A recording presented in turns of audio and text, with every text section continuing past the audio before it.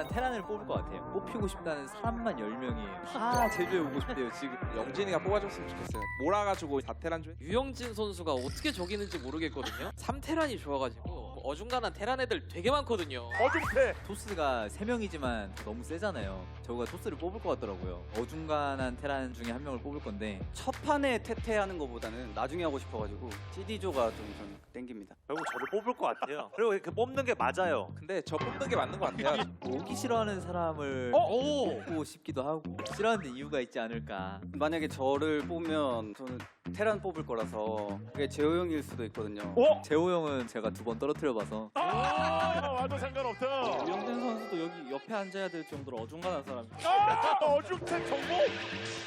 오기 싫어하는 황병현. 병영이가 요새 태태전을 좀 약간 깨달은 느낌이 있어서 저도 같이 좀 연습하면서 잘해지려고. 같이 노력하면서 이 죽음의 조. 꿀조예요 저희 조는. 네, 저희 조는 들어오면 꿀조 될 거예요. 좋죠, 기분은 좋죠. 아 기분은 좋아요. 저는 윤철이 형을 형이 데리고 가줬으면 좋겠어가지고 형이 제일 껄끄럽거든요. 어중간한 테란 한 명 있어가지고 마음에 안 드네요. 그럼 이쪽으로 좀 가고 싶어하는 선수들이 이 친구가 저기 이상한 말을 해요. 재호 형을 뽑는다고. 한 번 들고 일어나야 돼요. 이게 처음엔 어려운데 하면 할 수 있어요. 널 뽑으라고? 마이크 내려 그냥. 저 뽑으세요. 형이요. 이런 건 안 팔리죠. 어떤 테란이 장윤철을 먼저 뽑습니까? 제가 딱 정리를 해드릴게요. 그 황병영 씨가 저를 뽑으면 A3, A4는 투저그가 들어가겠죠? 그러면 저는 장윤철을 뽑을 거예요. 그러면 장윤철은 정영재랑 바뀝니다. 장윤철을 비조에 놓을 리가 없어요. 무조건 올라가거든요. 저를 뽑으면 제가 윤철이를 뽑고 우리 조는 꿀조가 된다. 차트를 들여다보듯이 리딩을 해줬습니다. 아 그렇습니다. 김병훈 선택. 김병훈. 명훈 형 말이 제일 설득력이 있어가지고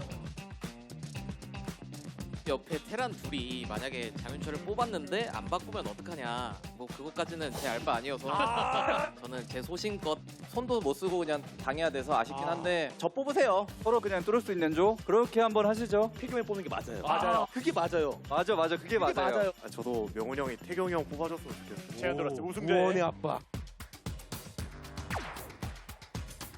지성이가 알다시피 좀 비호감이어가지고 바꾸려면 바꾸라는 마인드로 그냥 뽑았습니다. 너무 좋게 흘러가고 있어서 김지성 선수님이 바꾸기를 잘 쓸 수 있게 제가 딱 만들어줄 수 있을 것 같습니다. 형이 여기서 재호 형을 뽑으면은 형이 비조로 가는 거거든요. 너무 좋습니다. 너가. 그냥 영재로 살면 좋겠어요. 너라도 살아라. 자기 거 안 바꾸고 남 거 바꿔주다 망한 사람들이 많아요. 저부터 살겠습니다. 완성이 된 상황에서 이제 우승자의 권한 행사가 좀 기다리고 있습니다. 정영재로 갈까 어디로 갈까? 이 엄청난 조가 만들어졌습니다. 야 이게 3테란에 제가 들어가는 게 제일 좋을 것 같아요. 오늘도 성공적인 조지 명식이 된 것 같습니다.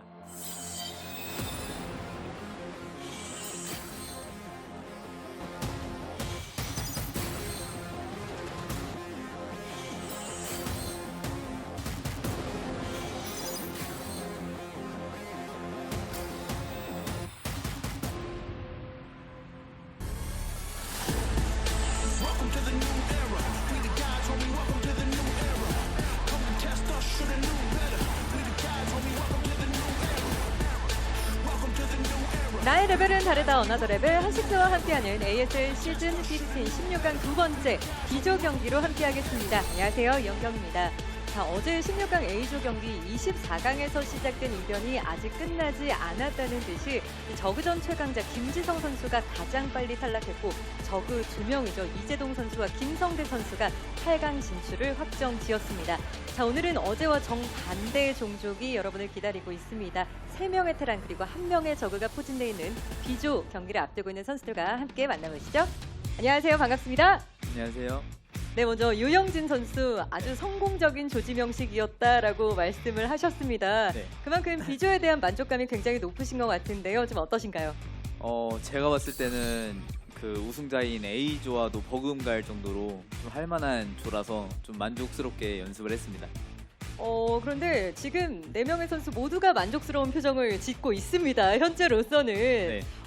사실 유영진 선수 입장에서는 준우승에 대한 징크스는 전혀 연연하지 않으실 것 같거든요. 이미 본인이 또 깬 이 경험이 있기도 하고 네네. 자신감 정도는 어떠신지도 좀 궁금합니다. 좀 폼이 좀 한두 달 전부터 좀 내려갔었어요. 근데 이제 최근에 좀 이제 올라오기 시작했고 뭐 연습할 때도 좀 게임이 잘 돼가지고 지금 자신감은 좋은 상태입니다. 또 한 명의 자신감 있는 표정을 짓고 있는 황병영 선수와도 이야기 나눠보겠습니다. 안녕하세요. 네, 안녕하세요. 벌써 황병영 선수가 ASL 네 번째 16강 경기를 앞두고 있습니다. 좀 소감은 어떠세요? 이제는 좀 익숙하기도 하고, 그리고 이제 오늘 좀 연습을 굉장히 많이 했는데 어느 때와처럼 자신감은 넘치는 상황입니다. 유영진 선수도 조지명식에서 얘기했지만 황병영 선수가 태태전에 깨달음을 얻은 것 같다라고 말할 정도로 많은 분들이 황병영 선수의 폼이 많이 올라왔다고 좀 이야기를 해주고 계시는데요. 준비 과정은 좀 어땠나요? 일단 뭐 태태전이 제일 그래도 승률이 좋고, 그리고 오늘 준비하는데도 너무 좀 승률도 좋고 또 자신감이 좀 많이 차 있는 상태라서 오늘 좋은 경기 할 수 있을 것 같아요. 네, 또 옆에 앉아 계신 김명훈 선수와도 이야기 나눠보겠습니다. 안녕하세요. 네, 안녕하세요. 시드자가 아니었음에도 불구하고 마치 시드자와 같은 굉장히 만족스러운 조를 만들어냈다라고 해도 좀 과언이 아닐 것 같아요. 김명훈 선수가 리딩한 대로 조가 좀 만들어졌는데요. 좀 어떠세요? 사실 그거는 시작 전부터 계속 찌라시가 돌아가지고 그걸 이용하면 쉽게 갈 수 있겠다 생각을 했는데 네. 다행히 그렇게 된 것 같아요.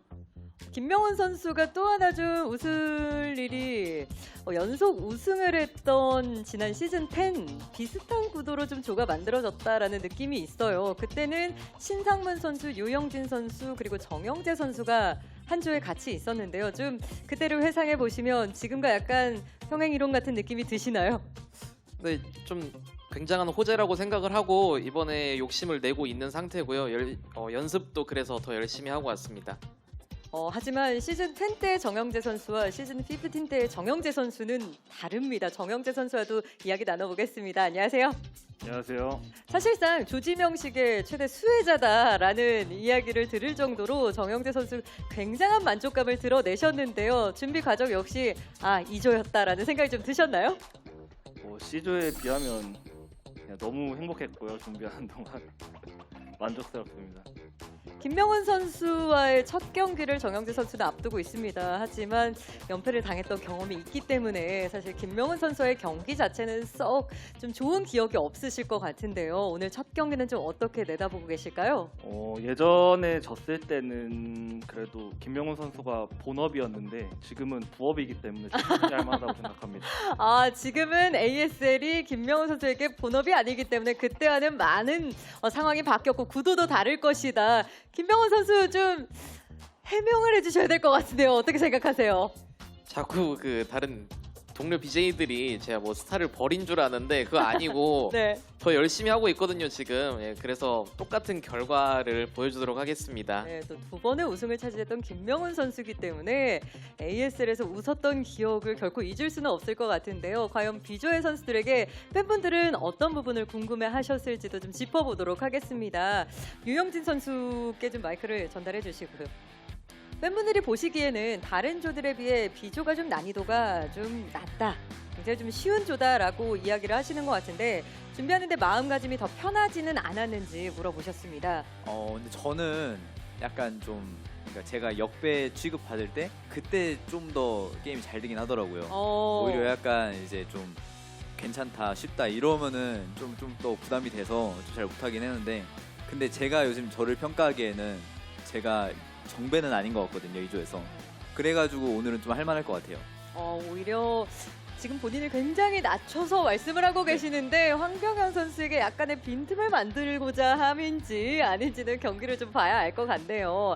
다음 질문은 우리 정영재 선수께 좀 드려볼게요. 네. B조의 경우 3명의 테란들이 한 조에 있다 보니까 장기전이 좀 예상된다라는 팬분들의 여론이 좀 많은데요. 본인의 경기가 아닌 다른 경기가 좀 장기전으로 이어질 때 기다리는 동안 어떻게 좀 컨디션을 관리하시는지도 궁금해하시더라고요. 근데 이거는 관리 방법이 없고요. 그냥 눈 감고 살짝 명상하는 거 말고는 없는 것 같아요. 눈 감고 본인의 경기를 차분하게 기다리는 거 말고는 대기하는 데 있어서 큰 방법은 좀 없는 것 같다라고 답변해 주셨는데 이 질문은 김명훈 선수가 답변해 주시면 어떨까 싶습니다. 김명훈 선수가 조지명식에서 말씀하시기로는 어중간한 테란들이 있다라고 이야기를 했고 실제 3명의 테란과 한 조의 포진이 되셨습니다. 지금 함께하고 있는 3명의 테란에게 서열을 좀 나눠주신다면 김명훈 선수의 평가, 냉정한 평가는 서열이요? 어떨지. 네. 서열은 그래도 아무래도 시드인 유영진 선수가 제일 높은 것 같고 그 다음에는 비슷한 것 같습니다. 커리어대로 좀 평가를 하시는 건가요? 네, 아무래도 이 커리어는 부정할 수가 없거든요. 부정을 하면은 저 자체를 부정하는 거기 때문에 그거 인정할 거는 인정해야 된다고 봐서 유영진 선수만 좀 높게 치도록 하겠습니다.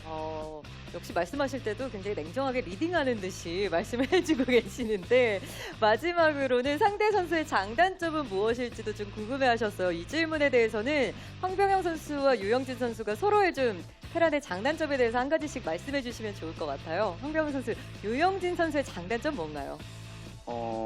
장점은 일단 좀 단단하고 좀 정석을 잘한다? 뭐 그런 것 같고 단점은 정석만 잘한다? 변칙적인 수는 나보다 살짝은 부족하지 않나 라는 평가를 해주셨습니다. 유영진 선수, 황병영 선수의 테란으로서의 장단점. 장점은 스타의 진심이다. 진심이다. 네, 그거밖에 없고 단점은 일단 단점은 좀 우직하지 못해요. 가볍습니다. 테란 치고 테란의 맛이 조금 떨어진다고 볼 수 있죠.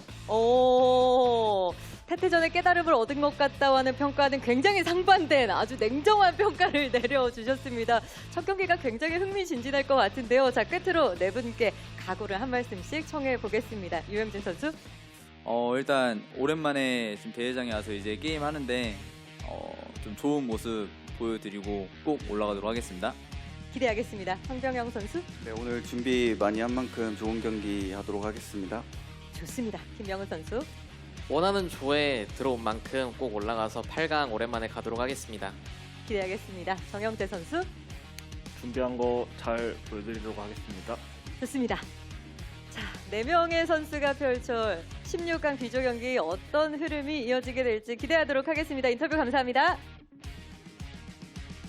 네, 하식스와 함께하는 ASL 시즌15 16강 비조 경기가 여러분들 기다리고 있습니다. 과연 오늘은 어떤 2명의 선수가 8강 행 티켓을 거머쥐게 될지 4명의 선수가 펼칠 비조 경기 지금 바로 만나보시죠. Let's go.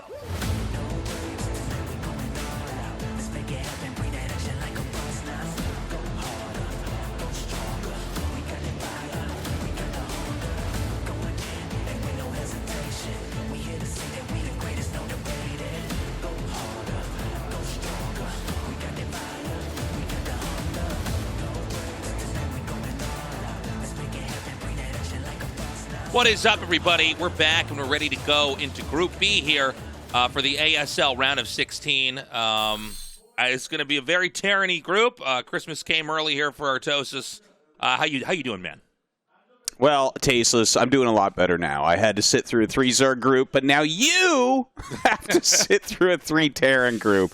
And guess what, Tasteless? There's never going to be a 3-Protoss group because that's all we got left. Not for this season, maybe season 16. But yeah, for this one right now, I mean, it's going to be an interesting one for sure. Queen, of course, our only Zerg player, has got his work cut out for him. But other than that, yeah, it's going to be TVTs nonstop. Before we go any further, though, we just want to say thank you to everybody on Patreon who's been supporting us. We appreciate it. That's patreon.com/ASL English. If you love us, if you love StarCraft, if you love StarLeagues like this one, and you want to support in a really meaningful way, go sign up for the Patreon. We appreciate it, and we couldn't do it without you guys.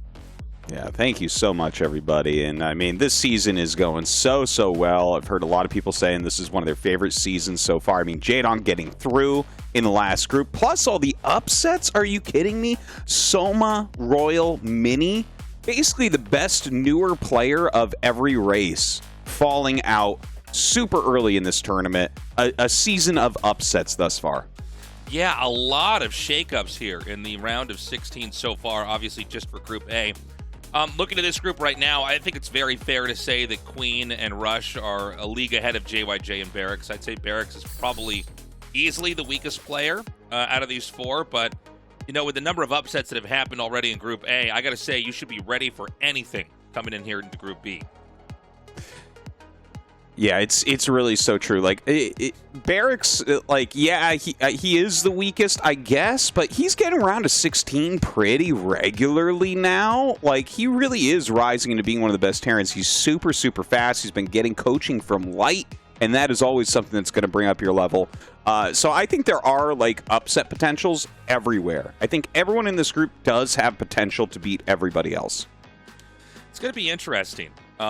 With Rush here. I mean, Rush had such an incredible run here in 2022. But like all the other Terran players, I mean, this is the last chance to try to get an ASL championship before Flash comes back, right? Before Flash comes in here and steals the spotlight for all these Terrans. Yeah. Like even when Flash played random, remember he eliminated Rush one game with every race. He 3-0'd him in the round of 8. It was so funny. It's like the most embarrassing thing that can happen to Rush. At that time, I think was considered third best Terran in the world, so it's like really funny. But here he is. He's going to be going up against Barracks. And Rush, like even though I think he's like pretty solid, you know, in every matchup, obviously he's been to the finals twice. We saw his TVT maybe a little bit weaker than his other matchups. He did get just completely destroyed by Royal last season.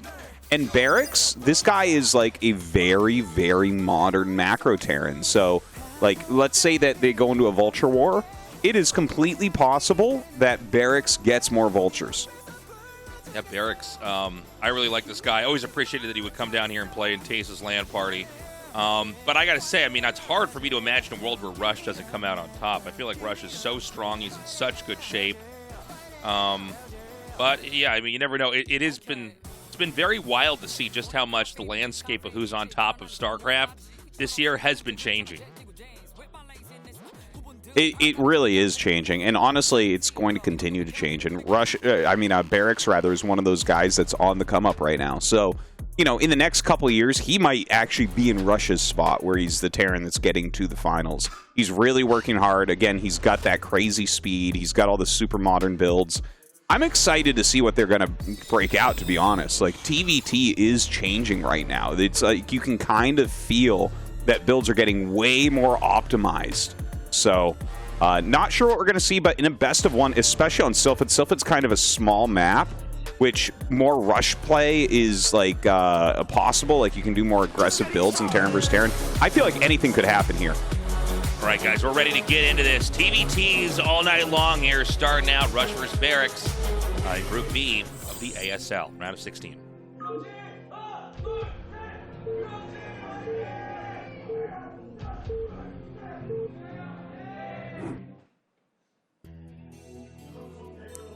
So up here over here on the left, we have Rush. Like, no, you must show the higher ranked player first. And then at 12 o'clock, we have Barracks.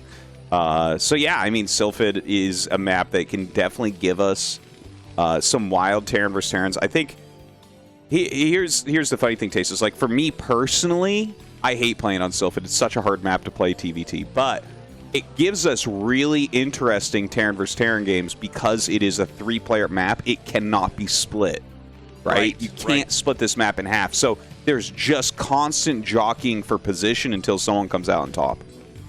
Yeah, I've always liked TVTs on 3-player maps, or any map where you don't really have an opportunity to cut the map in half. I think that, you know, thinking of maps getting cut in half TVT, it's sort of the older way of looking at the game. It does seem like TVT has become a lot more explosive in the last couple years, as I think people are getting better at killing each other off in the matchup. But yeah, this is, I think, probably, for me personally, this is my favorite map to cast a TVT on, because I think it's interesting with that extra spawn that they both have to fight over. Yeah. No, I definitely agree with you on that. And again, it's like there's not a lot of high ground. The only high ground positions are those 3 high ground expansion points. So, you know, there's so much to it. It's like you're not just camping on a high ground. You're not just splitting the map. You know, that's what happens in TVT. For everyone wondering, it's like basically map control is more important in this matchup than any other. And oftentimes on maps that can be split, someone will get slightly better map control. And as the defender, you'll just be like, okay, and you'll basically split the map and then use all your army to like bust through one little area and make sure the map is completely split. And that's where we get those really long, drawn-out games that people complain about in Terran vs. Terran. But again, here it's like we should see a huge moving battle back and forth across the map, because if someone gets into position around their opponent's third and natural, that's pretty much it. Now, what about the fact that this extra main base, and I know I'm getting like way far ahead. This may not even be a factor in this game, but let's say that we do start to fill up all the expansions. It seems like technically Rush is in some ways like closer to the main base in the bottom right because the entrance is at the bottom of the map. It's not at, up towards the top, closer to Barracks. Does that mean he organically might be able to capture that location more quickly, or is that not really how it works in TVT? Well, whoever really gets the map control should be able to take it. But here's the funny thing, right? Like, you got to look at the back of the main bases. Because it's rotationally symmetric, the type of front that Rush is going to make is going to be towards the back of Barracks' base, right? So dropship play becomes much stronger here for Rush as the game progresses, and Barracks has to block that. But if he blocks that, and let's say Rush does secure the bottom right, suddenly the bottom right main is very easy for Barracks to attack with dropships, right? It's like you can't really have units at the back of your main base. That doesn't help you at all on the map. So, yeah, it's like, I guess organically that third base can be taken more easily and the front of it can be defended more easily by Rush, but it's more attackable by Barracks. But he can't really think about that too early because of how attackable his main base is. Right. I guess before this game picks up, I want to kind of tell the story of what happened to us yesterday. We were actually recording this a day ago, and I guess Tastosis, there's a big snowstorm where he's at in Canada. So we were like around this moment in this game, and Tastosis was mid-sentence, and he just cut out. No. Here's... yeah, it was actually right before the game started, and I think you didn't realize because I was texting you, right, on my phone, and you were still casting, so you actually got into the game. Yeah, I was there for a little. He's like, this is... Tastosis, are you there? And then I thought, here's the thing, we record these as if they're live, so we don't like look at, who wins or, or how long the game's going to be or anything like that. We just run it. And so every once in a while, and I think it's only happened like 2 or 3 times since we've started producing this on our own, but we've had some technical issue where like one of us gets cut out. Like there was a period where my audio setup crashed and I had to like try to fix it, and then I came back into the recording and we salvaged it, and you had to like solo cast for like maybe 9 minutes or something like that, but I thought that was happening, and then it's like you weren't. I hadn't checked my phone yet to see if you texted me, and I'm like, oh my god, I'm about to do all these TVTs and I don't know Terran that well. Where's Tastosis? Bring him back. Oh man. Well, if that were going to be the way, Tasteless, then I wouldn't be surprised if you pretend to have a power outage here today. Oh, now it's snowing in my neighborhood, Dan. Yeah, not this time of year in Korea, Tasteless. Yeah, my whole town lost it. But look, this Barracks scout right now from Rush is actually doing like really, really well. He runs with a few vultures, gets a few SCVs there, but he's now scouted double starport from Barracks. So this is kind of like a cheesy, it's an off build to go 2 starport Wraith early on. You have to take 2 starport like really, really seriously. You see he's already getting his armory, he's already getting his academy, and you're not ever entirely sure how many Wraiths your opponent is going to make. Yeah, that's a good point.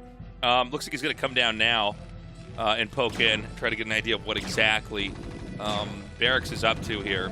Something always funny to me about watching Marines and Wraiths fight, because they're both such brittle units. Yeah. But he's going to have a Goliath come out here, so this Wraith is going to have to evacuate pretty quickly. Yeah, it takes 3 Marines to kill a Wraith. And, obviously these players are going to micro their Wraiths really heavily. You can see here he's basically stopped on Wraith production. I think since he got scouted, it's a lot harder to make this work. You already have the Comsats coming up. You already have double Goliath out. And Wraiths are not, like, super great at harassment. It takes 8 Wraith hits to kill an SCV. So if you want a one-shot, you know, you need 8. And it's more likely to see him get 4 here and just do 2 volleys on the SCVs. Already has 3 flying around. Obviously, has to get Cloak in there as well. But, you know, some of these Wraith builds, I've seen them... Again, they're not super common. But when they do get used, it's like you're trying to force your opponent to, like, the type of defense that they need. It's like, are they going to make some missile turrets? Like, you can make them just hold their scans for a long time. And generally, you'll flow into, like, a 5 factory play after this. Interesting. Well, he's going to continue to accumulate those rates. He's not backing down. As you were saying, Tastosis Cloak is on the way here. But this is basically Barracks going for...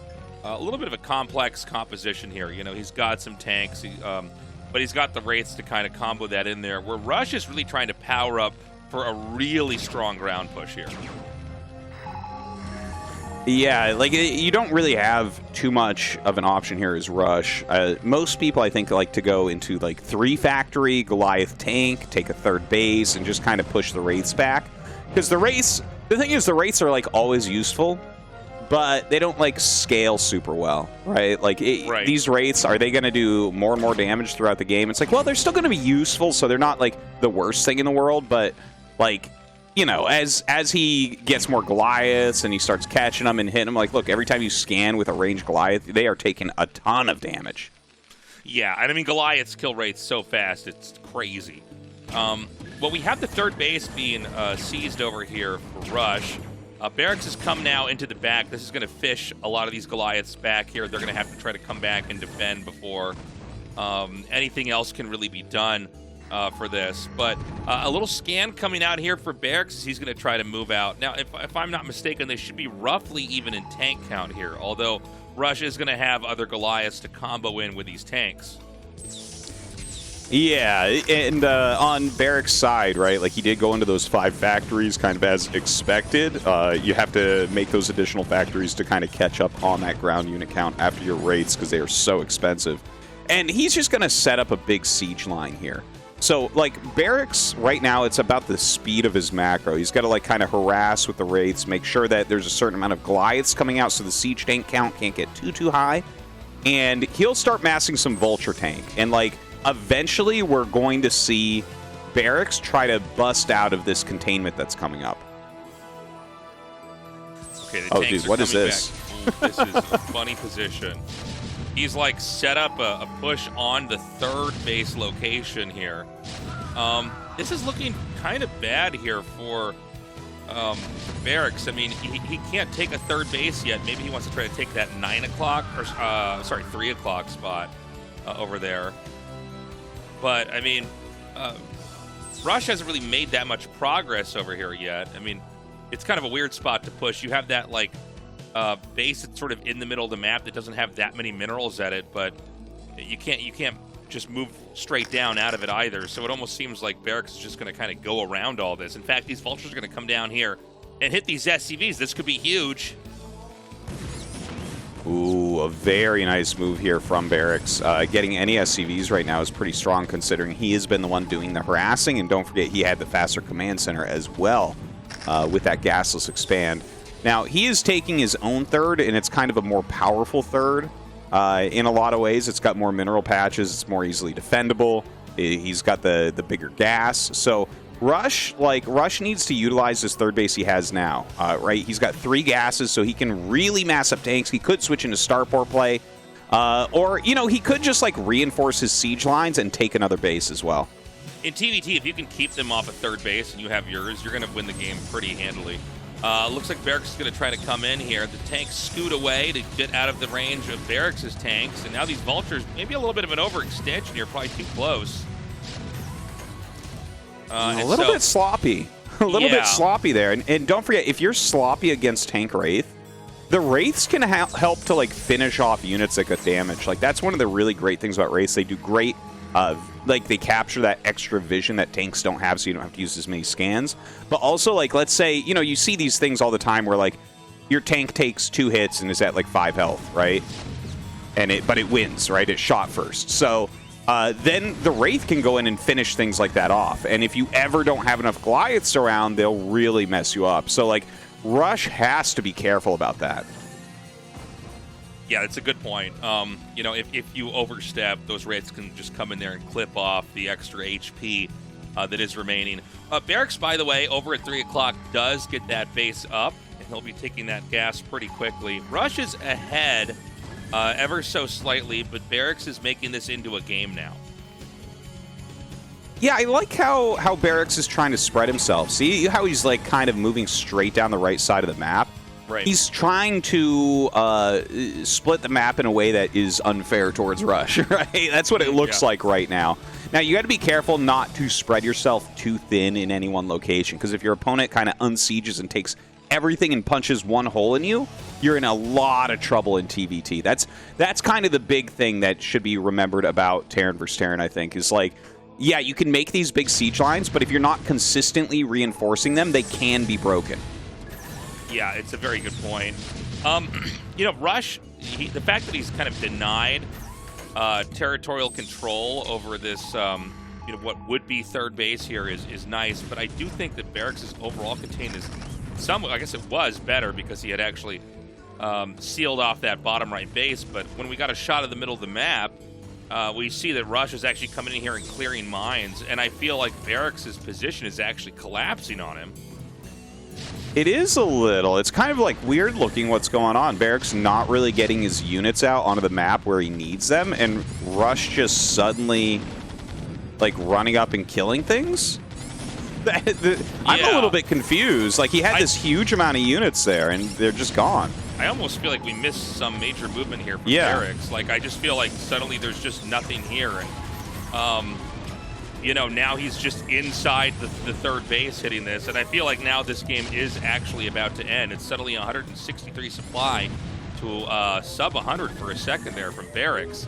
A fourth base being taken here. Did I miss something, Tastosis? This game looks a bit funny to me. It seems like Barracks honestly, had a good position and backed away, and usually our observers here are pretty good, but I'm just, you know, I feel more lost in this game than normal, Tastosis. Something was missed. It almost felt like the game, like, skipped forward, or it was a broken replay. It's obviously not, I can tell now, but, like, yeah, that was really weird. It was like Barracks was doing fine, and now everything's on fire, man. He's like... Yeah. Very strange game. Well, I mean, this is going to be probably the killing blow. There it is. Yep, GG. You know, Rush, just a much better player. It seemed like the Barracks had almost, like, tied himself into a pretzel there. His position collapsed. His third base was naked. He traded poorly with some of the tanks over there at the third base location that Rush had denied. And look, I don't know what else to say. Rush, bigger, better, faster, stronger in the matchup TVT when it comes to him versus Barracks. You know what, Tasteless? I think I know what happened here, because that was such a, it was like became a word salad from us as well, because it didn't make sense.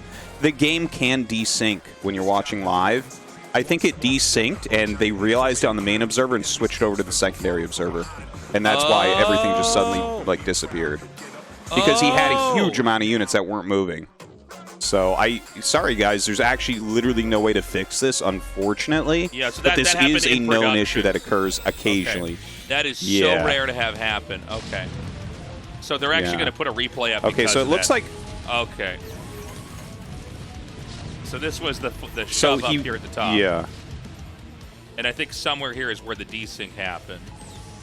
Yeah, no, I think it happened before this. When we saw that attack, it didn't make sense. He had like 3 tanks there, and then they switched before that. So here's the actual break that occurred. Yeah. Yeah, his Wraith's out of position there, and yeah, here we're actually seeing what occurred now. Now the Rush pushed up like really quickly there, while Barracks was trying to break that third base area, and that allowed Rush to go over to the side. Yeah, I'm fairly certain that's what happened there, but Oh, that's too bad. We actually had that happen one time in KSL years ago, but Yeah. I guess, between 4 seasons of KSL and now 15 seasons of ASL, it's only happened twice, so Yeah. we should be Well, thankful. Anyways, guys, short break coming up next. Best of one with Queen versus JYJ. We will be right back.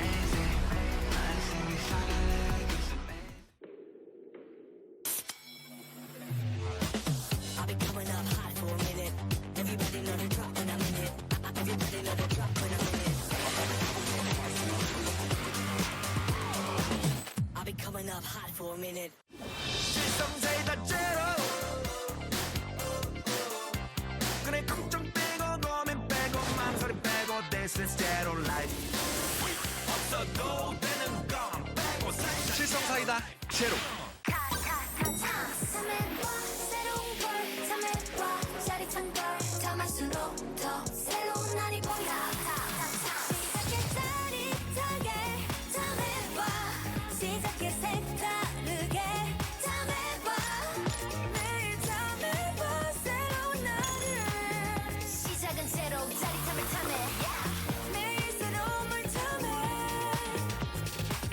너도 탐세봐 탐세로. 드디어 카운트다운을 시작합니다. 4, 3, 2, 1.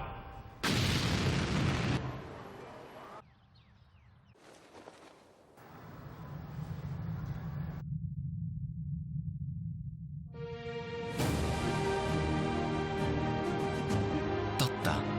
제로 칼로리로 기분까지 가볍게. 밀키스 제로.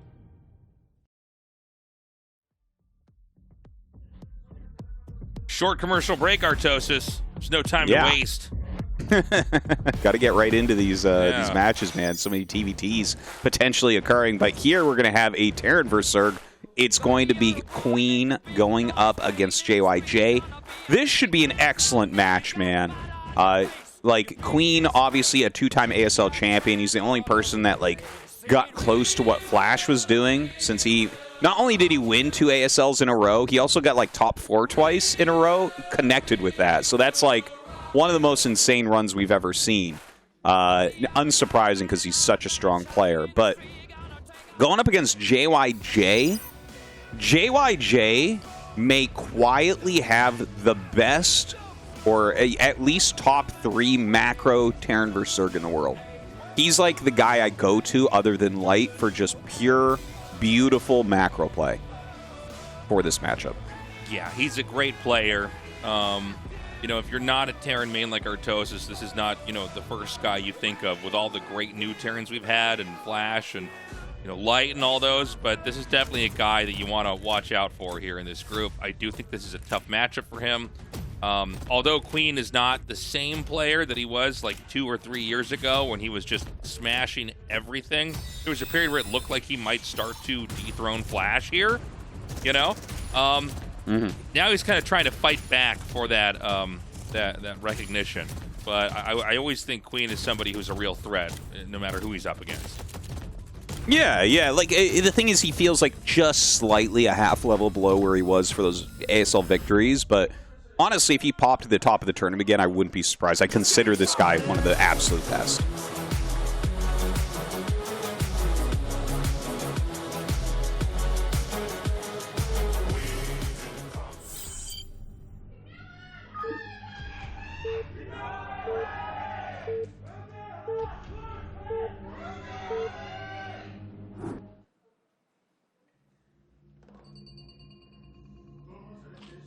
And here we go. On the left side of Sylphid, we have Queen. And up at 12 o'clock, we have JYJ. So, Sylphid, this is a very good Mutalisk map. Okay, obviously Mutalisks are good everywhere, but,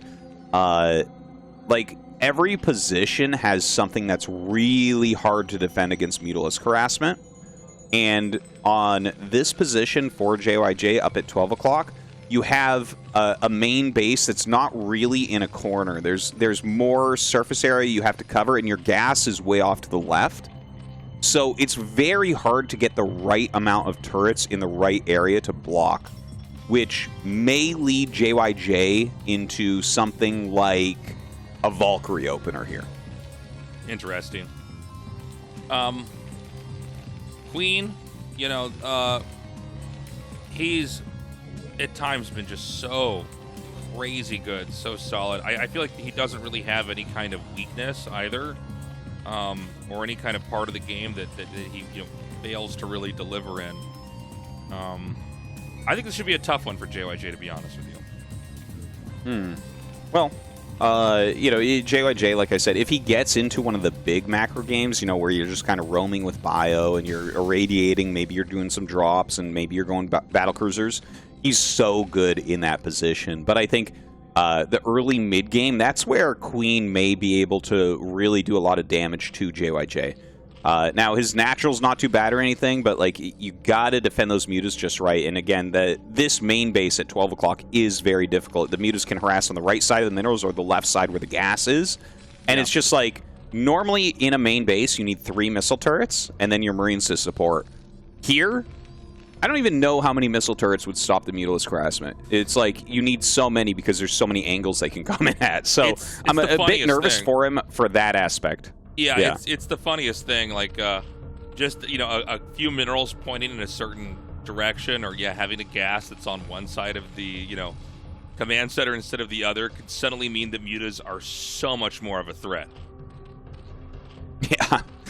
Yeah. There's down at the bottom right base. I always talk about this when I'm casting this map or when I'm playing this map. The bottom right, the natural has 1 mineral patch where mutas take like 1 missile turret fire to shoot. So, literally the bottom right, like every time that you play it against a good Zerg, all they do is harass your natural. They kill every SCV. It's the craziest thing. Like, these tiny things that get abused in StarCraft are just insane. We saw the drone with a little bit of harass there. The drone actually can outrange the SCV. Both drones and probes have... It's like a small ranged attack where the SCV has to physically... I think even though it counts as a ranged attack, it does have to physically touch it with its SCV hand. Yeah, the actual range is like 0. SCVs and Broodlings have the exact same range on their ranged attack, whereas there's actually range on the drone and the probe attack. In fact, like Ultras have longer range, and I believe Zerglings have longer range as well than SCVs. It's this really funny thing. But you won't let me hit under Dark Swarm with them tasteless? How is that fair? It's funny, when I first learned that, I was shocked. I had, gone for most of my life, from all of the early StarCraft 1 days all the way to all through our StarCraft 2. It wasn't until we came back that you told me that, and I said, what? The SCV can't do damage under Dark Swarm? Crazy, man. That's funny that you actually I actually thought that. Every once in a while, you'll Dude, honestly. Go ahead. Yeah, I would have won a lot more games in my life if SCVs could kill the single lurker on a Dark Swarm in my natural. That certainly would have happened a lot of times, but unfortunately not the case. I don't know if we'll get to Dark Swarm here. I feel like it's very likely for Queen to try to decide it straight off Mutalisks. Right now, JYJ, he has this nice wall in his natural. This has become very common on this map to put an early barracks there with a depot. Just because the natural on Silpha, this is another thing that's tough about the map, is the natural's really wide open for Terran. There's no good bunker placement. So to just build a wall instead has been trending very heavily on this map. So we've got the third hatchery coming down pretty early here. Third hatch before... the mutas have even hatched. Always good to take a base in some kind of high-up, small location where you can get the lurkers there to defend. And this is sizing up right now to look like a pretty standard ZVT, to be honest. It certainly is. With that third base going up, he'll have access to a third gas for more Mutalisks. JYJ, on the other hand, going for the quick +1. He'll be getting his stim and range, and he's going up into 4 barracks. So the entire idea here from JYJ is to field a lot of Marines and medics and get out on the map and be able to actually battle against what Queen has. So for Queen, this is going to provide a lot of pressure. He has to make sure that either A, he gets his Sunkens up before it gets there, or B, he dogs this army enough that he can whittle it down and it doesn't end up killing him. Yeah, it sounds cliche to say, but it's true in this case. A good offense is a good defense. Like, if you can get out on the map and basically force the mutas to start to defend your infantry, then you're not going to get battered inside your main with mutas hitting SCVs and killing turrets. That's exactly what he's thinking about, because again, this main base is so difficult to defend. So that the attacking probably is the best course of action here for JYJ. Now the mutas come in and they are going to harass. The turrets aren't completely ready at that natural, so that's a bit annoying. And JYJ just goes for a counterattack immediately. He doesn't want to deal with trying to push those back and get the turrets finished. It's better to send your units out, make Queen scared, and then he'll pull back. A brief scan over there actually did reveal that there is a hatchery down there, and we saw an extractor being taken over there. Good control by JYJ, by the way, keeping 3 of those Marines alive when those Lings got in. The mutas are out, but there's enough Marines here. I think he can start to coast out on the map and try to either force sunks or maybe even take on a hatchery. Well, he certainly is starting to move out. The muta's not really following him. There's no sunkens down there. He still has some time, though. Like, you have to kind of keep your Marines in a ball. And now the mutas do come down, right? They try to get a few swipes, and now they're finding out where that bioforce is. So this is almost a full group of mutas, just one short, and he's got to start whittling that down. And the way that you want to engage these mutalisks is you want to run into them with the Marines. And then when they're running away from you, you want to move away. Because, the last thing you want to do is have the mutas be able to hit you and then run away like that. So what he's going to do is he's going to wait for the mutas, and then he wants to try to stim and push in like that, like we just saw there.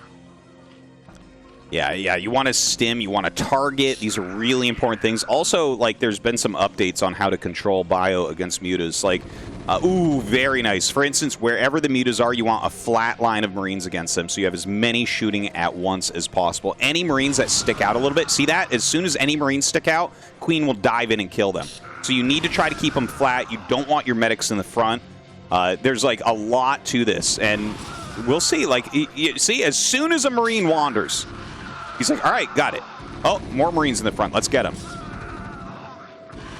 Yeah, he is taking out a muta or two there. There's more infantry coming down here now. And, what's tricky for the Terran player in moments like this is they can't... oh, by the way, +1 air attack there. But, yeah, it's... The Marines will all attack different targets, so you want to try to target fire if you can. That's right. That's, like, really, really helpful. If you target fire with the +1, and it'll normally be a group of Marines that's target firing, you kill it pretty quickly. So, it can be very punishing for Zerg if they're not very much on top of their micro there.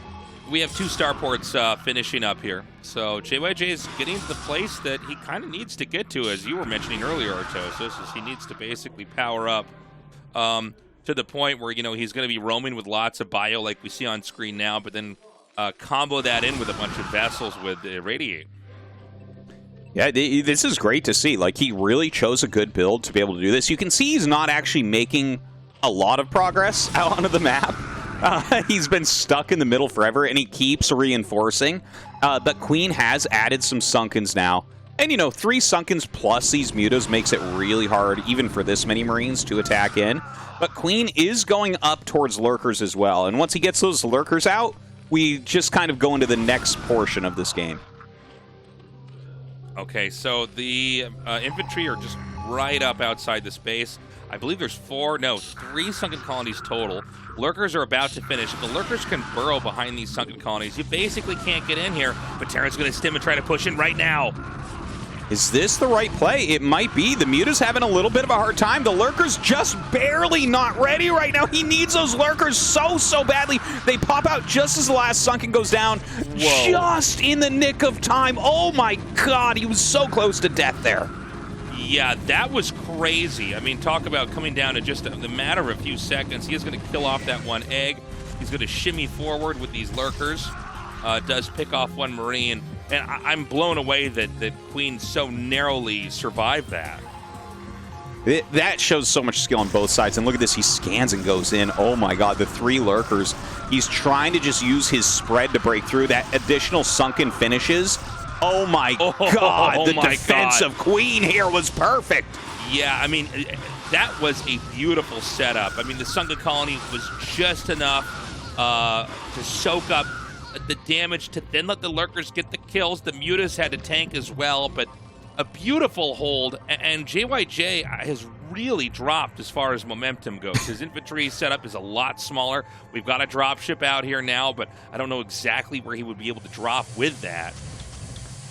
It is a bit difficult to do a drop right now, right? It's like it's still just a 3-base Zerg. He's got kind of Sunkens in 2 of the locations, so you got to go towards the main. The Mutas and Lurkers going up towards the front, so it looks like he wants to do a little bit of a Lurker containment. You know, obviously in a game like this, you're not really making siege tanks, so I get the idea. The Muta's coming back, and here goes the dropship. I mean, he's going to be able to unload it, but that's enough Mutas. Yeah, I mean, he's got enough. This can't really do anything. I think this was just a bad idea in general, like to try to send this out. The Lurkers, it's kind of a funny position, right? The Lurkers are set up here, but they're not stopping that command center. Oh, wow. Big engage over here from JYJ. The Lurkers are scrambling to get back. They are faster than the Marines, so they should be able to get out just in time. In fact, he's going to then loop around up, maybe even going up to that 3rd base. Yeah, I thought he might actually run in there, maybe force a cancel if it's not finished yet, but it looks like he chooses to pull back for a moment. He's getting into that Defiler attack. He has a couple Scourge in here. Yeah, he is going to go up here. Now that's annoying, Tasteless. 3rd base was almost done, but it had to be canceled. I can't believe he was making the command center out there that whole time. I was going to be blown away if this thing actually finishes. This feels so dangerous to be doing right now. This is a bizarre position. I'm watching the Terrans surround the Zerg here. Outposted. That was, go ahead. That was kind of funny because like you saw Queen was actually going for a win there. If you get a Dark Swarm in Terran's natural, that like results in a win most of the time. It's just they just can't break out, right? Like they have to lift, they lose a lot of SCVs, they have to reset every rally point, they have to wait for it to end, and it gives Zerg a ton of time. But JYJ just caught it. He irradiated the Defiler. He had units on both sides, and yeah, he dealt with that really well. So even though he lost the command center, like at least he stopped that first push, and he will end up killing off those Lurkers as well. Okay, he's going to move down now. JYJ is now out and loose on the map here. There's a command center being taken at the very, very far right mineral base. Beautiful Dark Swarm. Gets immediately under that. Going to try to edge in again with another great Dark Swarm here. And, you got to be careful. You want to charge down on top of those Lurkers, but once that Dark Swarm gets up, they're effectively invincible against a unit comp like this. That's very, very true. It's so annoying to try to clear. The 4 Lurkers are actually, I like that he kind of repositioned them at the choke there, making it a little bit harder to deal with. And obviously their Radiates he's trying to utilize on specifically Defilers. So he does come in with the flank, and the Lurkers will trade as well as they really could hope to. But it feels like right now, like as of this moment, JYJ has really stabilized the game. It's a 3-gas Zerg. He's taking his third. His third, it's a mineral base, but that's okay. You can produce a ton of Marines like that. You can still go to Starport Science Vessel. You can still get your Marine upgrades. But yeah, he's going to have a ton of units out now. And this is, like, how does Queen get his 4th gas? Yeah, that's a good point. It seems like it's a bit of a back and forth right now, but when you point out that, yeah, there's no easy 4th gas to take, there's going to be a lot of problems that can arise from this. He does get the Irradiate off onto that Defiler. It looks like he wants to take his 4th gas right there at that expansion location, but I'm getting worried that there's just so much here from JYJ that there's just not quite enough Lurkers to stop it. Ooh, well, when you get spines like that, maybe there are enough Lurkers. But yeah, this is really what JYJ, like I was talking about. I think he's like literally at this part of a Terran vs. Zerg as good as Light, which is insane because Light has always been known as being as good as Flash, basically. But he puts out like these insane macro games where if you let him get that 3-base economy and he's macroing his Marines and medics, he rotates really well with his army. He nails his Irradiates. He's super, super good at this portion of the game. So the fact that he got here without really taking damage, he's playing right into his strengths. So this is a very hard game for Queen at this point. Yeah, JYJ is really delivering here. We've got Lurkers, we've got the Defilers out here, double dropship. If he could get that into the main, this may create an opportunity over here at the place we're looking at right now. Terran just wants to try to bust in here if he can.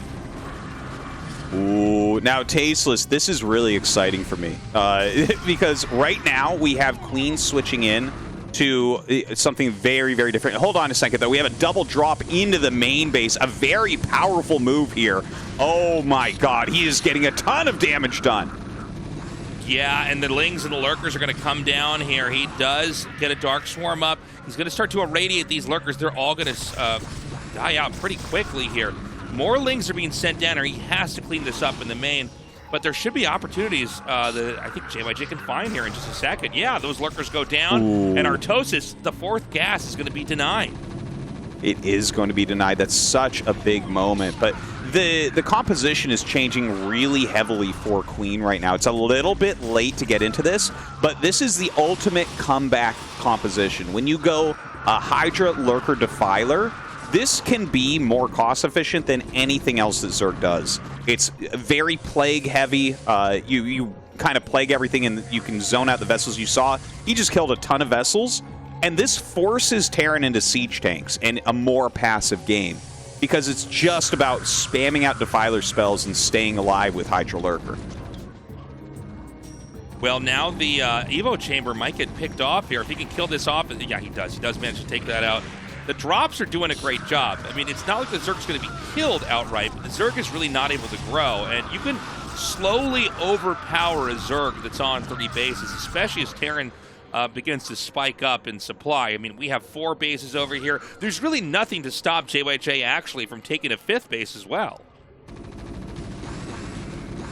Yeah, well, on 5 base, man, I think you have to play Team Melee to spend those minerals for on Marines, right? It's like, at what point can a human realistically do this? But look at this, JYJ doing so well. He denies that base again. He's throwing irradiates down left and right. His Marines forever moving out on the map. This is like, Tastosis, this is inspiring. Right now, I'm giving a salute to JYJ. This is, I feel very patriotic about Terran watching just this mastery of the late game. Well, he's doing such a good job here. And Queen, you know, he's fighting back. He's looking pretty fierce, but he can't really finish up the tech that he wants to get. It looks like he's going to send a drone up here, trying to kind of expand under the Terran's nose.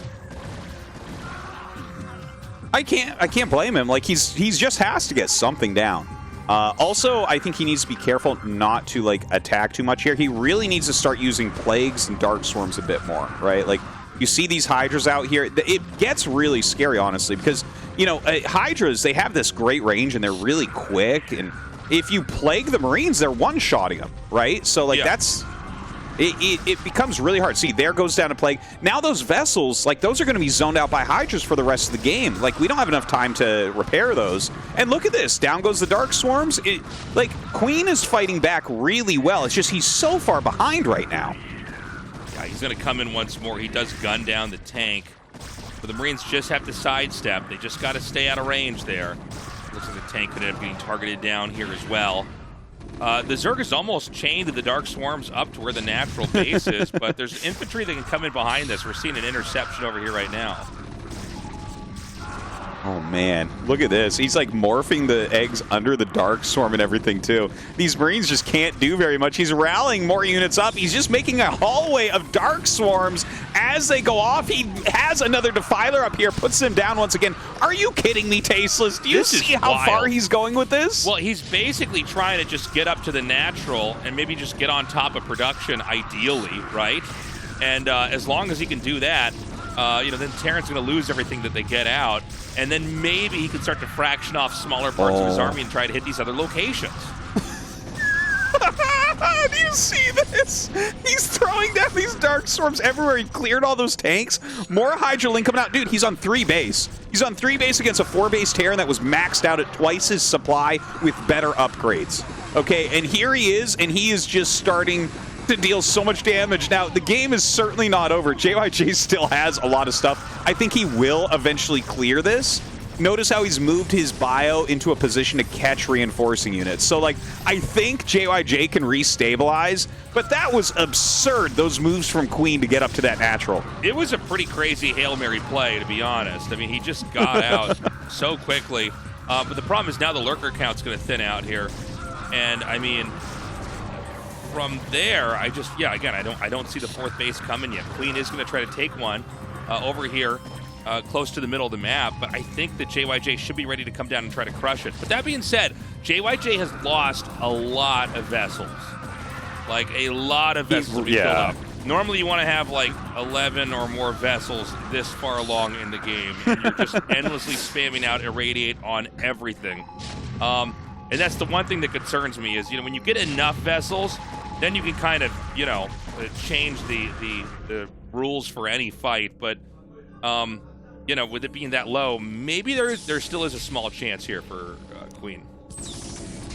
There could be. Like, it's really hard to utilize the vessels here as well because the Hydra range is so good. Like, they just kind of zone the vessels out a lot better than something like Scourge ever could. Like, there's a dance you can do against Scourge. Against Hydras, there's no dance. It's like they shoot the vessel. So, right. It does become a little bit harder. You notice he does have 2 factory siege tanks going on right now. Those are kind of crucial because they will still add some value even when the Dark Swarm is down, unless the Lurkers are already burrowed. You know, against everything else, they'll just kind of push it back. So definitely spreading out these siege tanks, taking a bit more control of the center, I think is the right play for JYJ. Because, right, his supply has fallen. He's about 60 supply down from where he was at for quite some time. But now he's spreading out. He's got a good amount of siege tanks.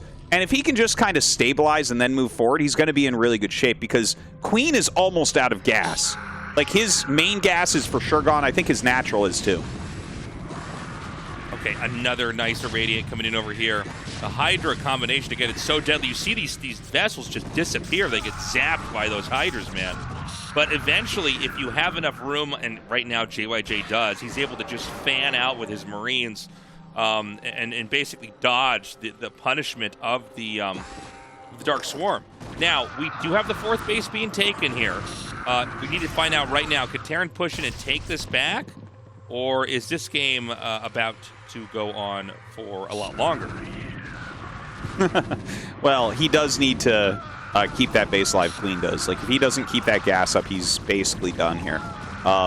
It's just, like I mentioned, right? Like, right now, he is on 2.5 gases because of the depleted geysers. So that's a bit of an issue. You're going to probably see a few more Lings mixed in.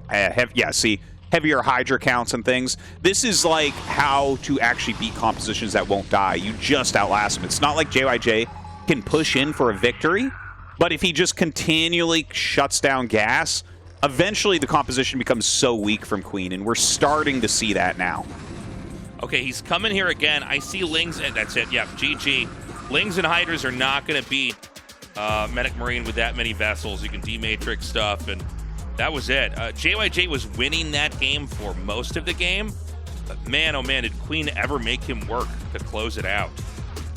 Yeah, that composition is really scary right now. But Queen went into it a little bit late. He was a little bit too far behind, but still, almost the comeback. A really great game, that one.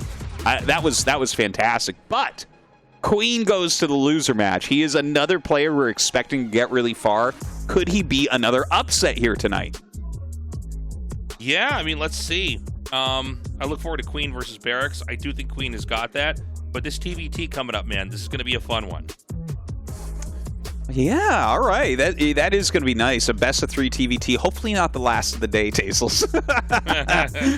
I'm looking forward to it. It's going to be fantastic. JYJ showing his prowess in Terran versus Zerg late game. I tell you, if I'm Queen, I'm hoping JYJ advances, honestly. I think Queen is going to have a better shot against the other 2 Terrans in this matchup. JYJ is just such a killer. Well, nobody's out of Group B just yet. Coming up next, it is going to be another Terran versus Terran here. We're going to find out if JYJ can move on there, going up against Rush, or if Rush is going to crush him and be the first to escape. Guys, we will be right back. Do not go away.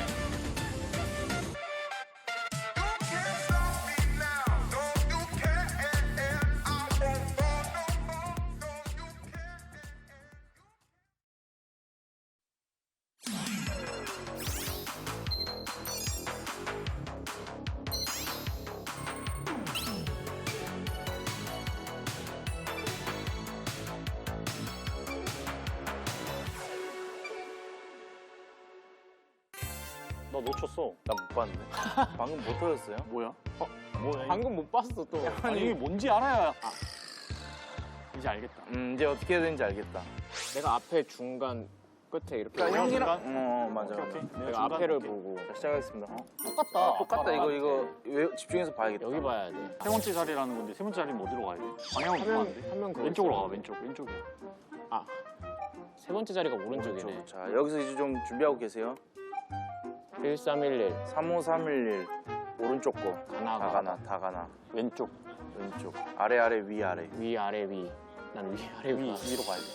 ILLI. 나는 LLI. 위에 거. 흰별 검은별 흰별이니까 위에 거다. 텐탄 위에 거다. 왼쪽. 시샤샤 왼쪽. 앞에 거는 근데 다 똑같은데? 난 3113. 난 313. 똑같아 앞에는. 왼쪽. 왼쪽이다. SS 대문자. IMSS 말고는 기억을 못해 그거.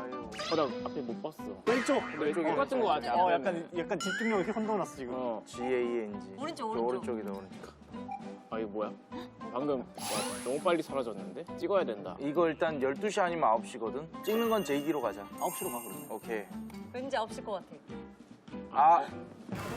찍으라고 하지 말고. 근데 이거 너무 피곤해지는데? 책임 전가하려고 찍으라고 한 거 아니야? 다른 팀들에 비해 지금 빨리 떨어지는 것 같은데? 그래요? 잘한 거 같은데? 그래서 그러면 그거 위에 거 같은데 이번에는? 위에 거긴 해 이러면.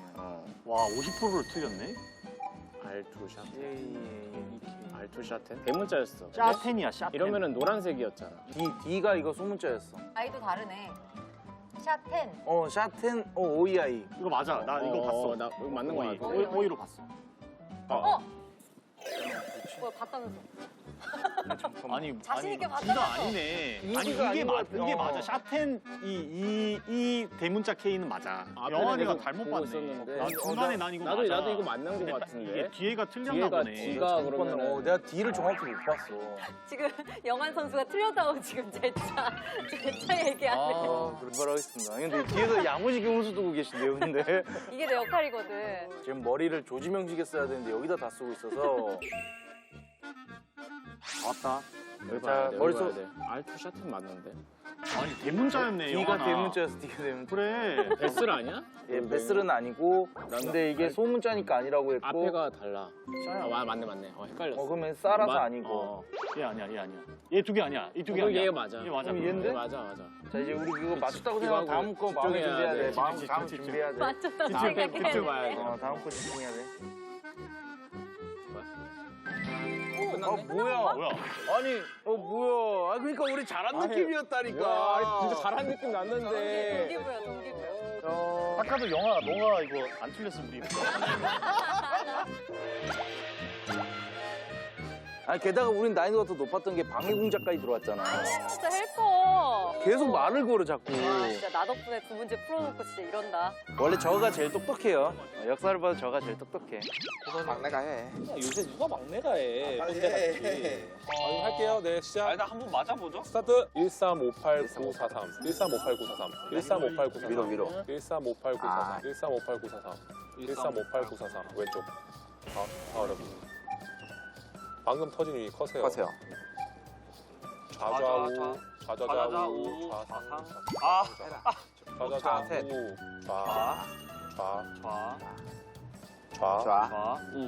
우 두 번. 좌상, 좌하.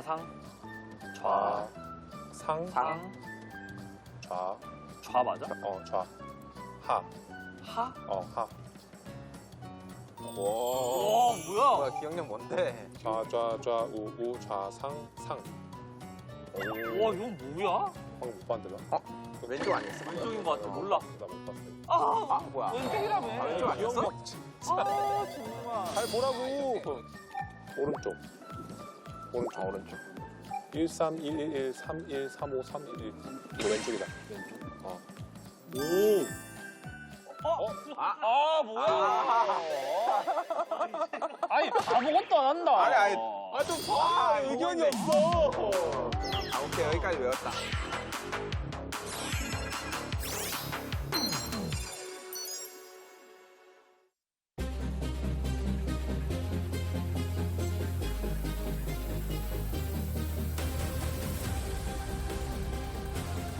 Welcome back, everyone.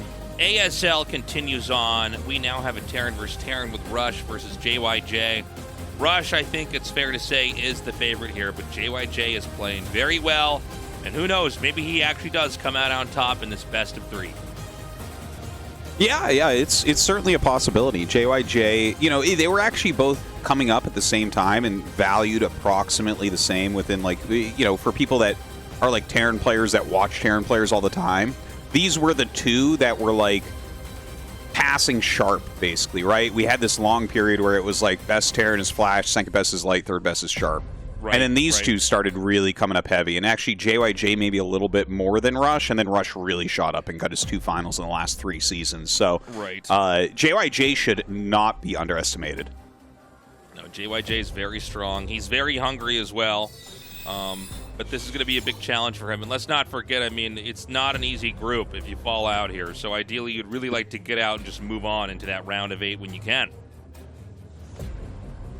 Now looking at the maps, Dark Origin, Nemesis, and then that's Heartbreak Ridge, I do believe, for set 3. They both banned 76. Oh, that's too bad, Tastosis. You can't see this the complete insanity that is Wraith Valkyrie versus Wraith Valkyrie. We'll get it probably maybe in the round of 8. I don't know. Fingers crossed. Anyways, guys, we're going to go into this best of 3. Best of 1s are done now. As Rush versus JYJ starts now to see who goes on to the round of 8 first.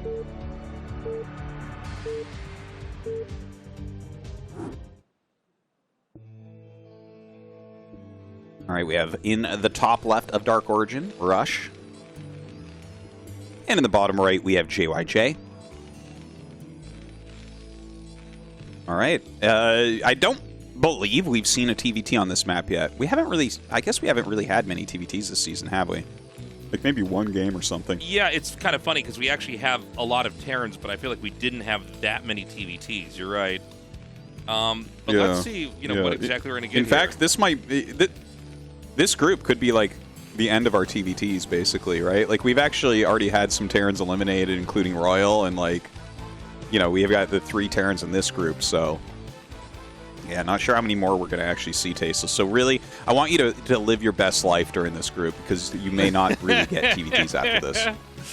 Oh my god, it's so funny. I feel like for me as a caster, this is my weakest of the matchups to cast, Like, I mean, a ZVZ, obviously, that doesn't come naturally to me either, but ZVZ is just so much shorter that you can find things to say. But TVT, man, especially with the way it's changed, I felt like I had a very good handle on TVT pre-StarCraft 2 back when I was, like, early on in my casting career. But it's been very exciting to see, like, all these matchups and how much they've changed over time. Yeah, they really have. TVT, I think, has changed like so heavily, right? Like the amount of Vulture openers that we get at this point is so much higher. I remember so much like when Vulture openers were just starting to be used in TVT. And like just talking about that with the other American Terrans about like, oh wow, this is like kind of weird. Like I guess you can threaten to kill their SCVs or something with this weaker unit, or and nowadays it's like half of our TVTs just are decided by Vultures hitting each other, which is kind of silly. But yeah, it's definitely a matchup that has changed a lot, but it still has a ton of openers. That's something that's always been true about Terran vs. Terran is like, there's legitimately like openers that are not like all in. Dude, there has to be 7 different builds or 8 different builds that are very different from each other that you can do. Yeah, it's kind of funny. Like there's something about having to learn a mirror matchup that is so good for your brain in RTS. It is, I think, for a lot of people inherently more interesting to see like 2 races fight each other with their different abilities and skill sets, but trying to figure out how to out navigate a player who has the exact same starting tools as you do is very interesting. And you're totally right, Artosis. There's so many different builds that can be opened with here for this. Yeah, I think mirror matchups, and maybe TVT more than the other ones, but they're like so strategic comparatively. I guess TVT, yeah, would be more so than the others just because the defender's advantage in TVT is absolutely absurd compared to every other matchup in the game. Because it's like, the Terran units aren't great at attacking already, and they're already very good defending. So you put them against each other, and it's like, yeah, man, when there's a siege tank line, like, you can't really do much there, which makes it like a very strategic, very tactical matchup in a lot of ways. So we've got a vulture being made over here for Rush. It looks like Rush is going to be getting his base up a little bit quicker here. Although, excuse me, JYJ's has actually started. And on this map, it does become usually a vulture arms race. Is that correct, Tastosis? Yeah, like vulture arm races are, that's like most of TVT. Like basically, if you open with the same opener as your opponent, it should probably most of the time be vulture versus vulture, just because vultures, you know, they're so fast, they get their minds down for that map control that's so important, and they threaten a kill, right? Like, there's two different ways you die. Number one is you get contained, and that's the slow death, and number two is you lose the war, and they kill all your SCVs, and that's the fast death. And so it's so popular at this point. Okay, it looks like he's going to slowly push this barracks out now. 3 factories coming down here for JYJ. I think we only have 2 so far here for Rush, although I do see an SCV coming out next to those factories, so I think he's just now about to start his 3rd. Yeah, both sides going for those 3 facts. Plenty of vultures being made. You see 3 versus 3 right now. And you got to back up from that as well. Ooh, he has his 2 Marines here, and this is a great play that you can do to just swing a vulture war in your favor, because you know you have the same amount of vultures, and to bring the Marines, you just get a ton of extra damage, because the Marine DPS is actually huge. Yeah, even though Marines die extremely quickly to vultures, just the few extra shots coming off is tremendous. And now we have some more vultures coming down here to meet up with us. I see 1 vulture popping out, but 2 already over here. This is looking very good for Rush. Wow, yeah, he's doing a great job. Look at that, snaps that other vulture right in half. He's picking off a lot of SCVs as well. What an opener from Rush, seriously, like, yeah, just very dominates. Cool to see this. Now, can 1 SCV repair enough in time to protect 1 vulture from getting killed, or do the vultures do enough damage they could snowball it? So yeah, it's a little bit tricky, because if you have multiple vultures attacking, the thing is you can repair very well with the SCVs, but there's like different numbers where you switch over and let's say that they have a ton of SCVs repairing a vulture, but you have like 3 more vultures. You can do something like just target SCVs real quick, then kill the vultures. You just have to make sure that you have the right number, that whatever you're choosing is like how you most quickly break through. But if you ever make a mistake in that, because it's like really fast paced, then suddenly they rout you and you have less vultures, and you're like, uh-oh. Right? And then it kind of seesaws to the other side. Well, it doesn't look like JYJ is going to have enough to get in there. He is moving out to the middle of the map, but it seems like there's always exactly enough vultures right now for Rush to basically hold all this stuff off. We do have 1 tank, though. That's where we break the just vulture play. And it's funny, because the tank comboed in with a swarm of vultures can actually just slowly push through just mass vulture. The tank is it's like a hero unit in this type of like situation. 3, like this is like you want it to Tauren Chieftain or something. You want it to tank damage and deal damage, right? Like, you need both of those. Ooh, yeah, a little bit slow on that. But see, like, he's dealing the damage. He wants to force the vultures to come down into him, because you have to be careful. Vultures kill vultures so quickly that if you do this wrongly and your opponent with more vultures just targets your vultures real fast, then you're left over with a tank against like 10 vultures, and it doesn't even come close to doing anything. Now, this is a huge attack from JYJ. Rush waiting for his own siege tank, brings it out, and he's targeting the siege tank here of JYJ. So this was very well done. He's going to kill the siege tank, and oh my god, his tank goes through the mineral line, so it's not fighting. Are you kidding me? Oh my god, it's crazy. And now JYJ is winning the vulture war. I mean, he can actually just, I was going to say, that's insane. Down. Did he just win this game? I think he might have. I mean, this is crazy. Yeah. Dude, that was on the back of the tank going through the minerals. That should have been an equal engagement, I'm almost completely sure. So that's kind of insane that it just jumps because of the SCVs below it. And suddenly we have all these vultures up in the main base. Now, this is such an optimized build, he doesn't even have mines. So he's not going to lay any mines. He's just going to target down whatever SCVs he can. But Rush is taking critical damage at this point. Yeah, and the vultures are continuing to accumulate up here. He could just start to target down SCVs. And you can see Rush's supply is very, very low. It's at 39 to 58 right now, and the vultures just keep coming out in sets of 3s. There's not going to be much chance here now for Rush. He's lost so many SCVs, as you can see, right? He's got 8 there, he's got 8 there. So his total SCV count is like 20-something, whereas JYJ probably has like 40 SCVs. It's pretty bad. And now there's mines being laid. There's map control for JYJ. JYJ is continuing his tech by getting a starport. He's taking a 3rd base. And there's not really a lot of counterplay here. This is the brutal part about these vulture openers. If you both open vultures and someone gets, a big advantage like this, there's not a lot of ways that you can really come back. Yeah, well, I mean, you can also see with JYJ, he knows like exactly when to just stop attacking too. Like he's not going to overdo it. He's going to take his lead and make this game a very easy one for him. We do have a push coming out now for Rush, but I just can't imagine this is going to be able to do anything over here to JYJ, especially crossing this bridge.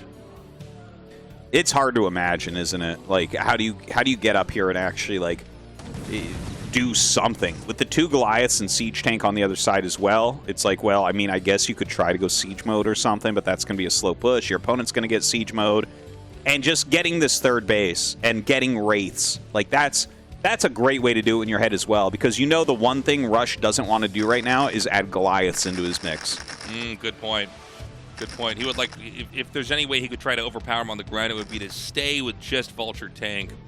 But yeah, pocketing those Wraiths, I really like that. Here we see Rush is going to loop around. I don't know if he's going to push down here and try to kill workers, or if he just wants to litter this area with mines so that tanks can get blown up if they try to run through. Seems like he's just going to do mines for now. I don't think he has a good way in to actually get damage. Looks like he is switching over to a little bit heavier tank production. We see that siege mode is being researched at the moment. But now JYJ is going to fly out with his 2 Wraiths, and I'm sure he's getting scans as well so that he can break through all these mines. But the Wraiths should be able to just instantly push back the entire army. Okay, he's going to back up for a little bit here. Well, there's a surround right now from Rush, which is it's fine, but what's more important to look at is the fact that there's only 2 bases to the 3 that JYJ has. You don't care if you're surrounded if you're ahead in bases, because their surround hasn't prevented you or curbed your growth in any way. So, I mean, it's kind of a cool setup because this could be difficult to get out of later, especially trying to cross these bridges over here. But Rush has a lot more he's going to have to do if he's ever going to catch up. That's very right. And like, it looks like a good idea what he's done. The containment, like you can't get over those bridges. Maybe he could set up a containment up here eventually. It looks like he doesn't have one yet. But the Wraiths are going to eventually fly out. He's got to have 3 or 4 at this point. And when those come out against 0 Goliaths thus far, like you have to unsiege immediately. You have to get out of there. It's going to be a brutal moment here for Rush, and I'm sure it's what he's afraid of happening. Like, we saw him making an armory last time we saw his base. So JYJ, like, there's a possibility he kind of misses this. Like, if 2 Goliaths come down and join the army of Rush, he may be able to actually get a containment going that won't be broken so easily. So he's going to back up. The fact that JYJ has slipped out here to the top can generate a lot of different threats. I never really appreciated how kind of troublesome the bridges can be in TVT, like trying to get across siege lines here. That's going to be rough. But with the Wraiths now revealing themselves, he can pick these tanks off, and there's really just not a lot you can do. That's why it's so important to save the Wraiths so you have just enough that you can really do damage. Remember that Wraiths don't really do damage quickly, or not quickly. They don't do a lot of damage, so you need them in high amounts. It's, the 4 Wraiths here just kind of flying around. They're really taxing the 1 Goliath. The funny thing you can actually do here if you think that he's only made 1 Goliath is you can just kill it with those Wraiths. But you'll end up, like, losing one and taking some damage. So it's like if a second one comes, that was a bad choice.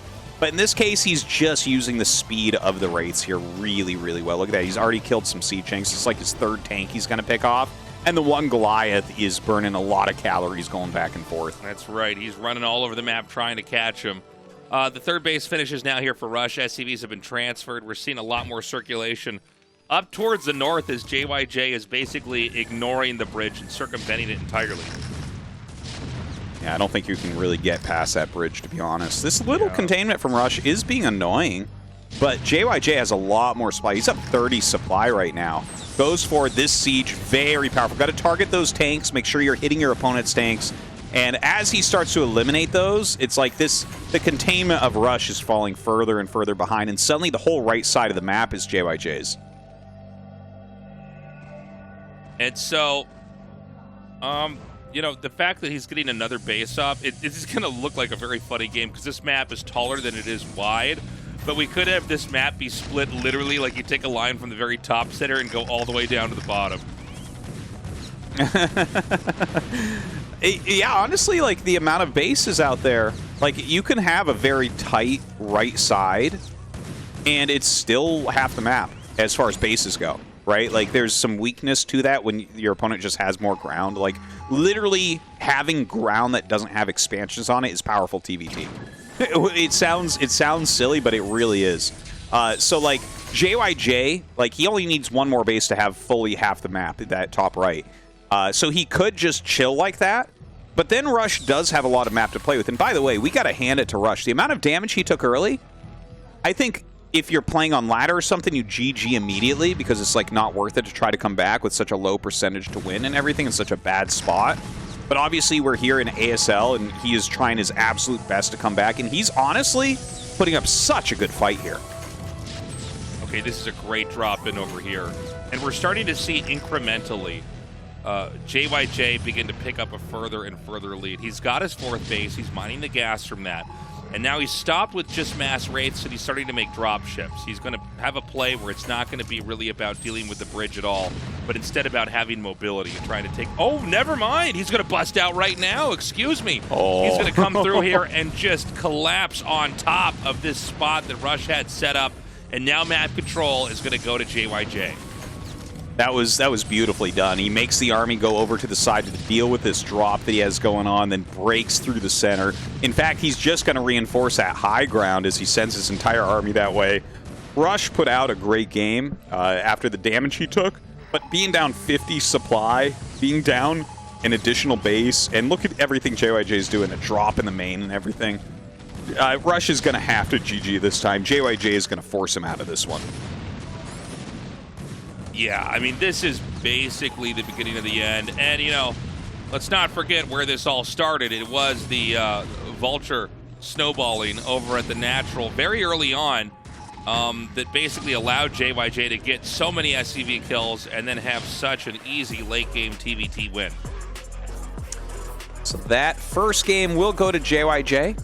Rush definitely did show a lot of skill there, but was unable once his tank started jumping around to really do much. It's too bad, too, because his initial little attack where he utilized the 2 Marines did very well, and it felt like he had the advantage at that point. But JYJ's counter with his tank, dealing a ton of damage, and Rush unable to come back. We're going to go into an extremely, extremely different map next that plays very weirdly in Terran versus Terran, and that's going to be Nemesis.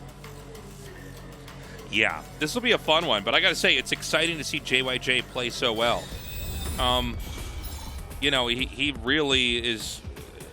I don't know. I'm shocked. I was so confident after casting so many of Rush's games that this should be easy, but to see Rush get overpowered early on in a TVT is really something else. You know, the very best Terrans in the world are so bulletproof at that kind of Vulture massing play, but we saw he was just able to do it, and ultimately, you know, it was Rush who was punished for it. Well, Rush is going to be fighting hard here on Nemesis. Nemesis is kind of a crazy map. You know, you have all those high ground locations that can be, you know, dropped. You can move siege tanks around quite a bit. It doesn't have a lot of bases, and those middle bases don't have a lot of resources. So it's a very different Terran versus Terran here.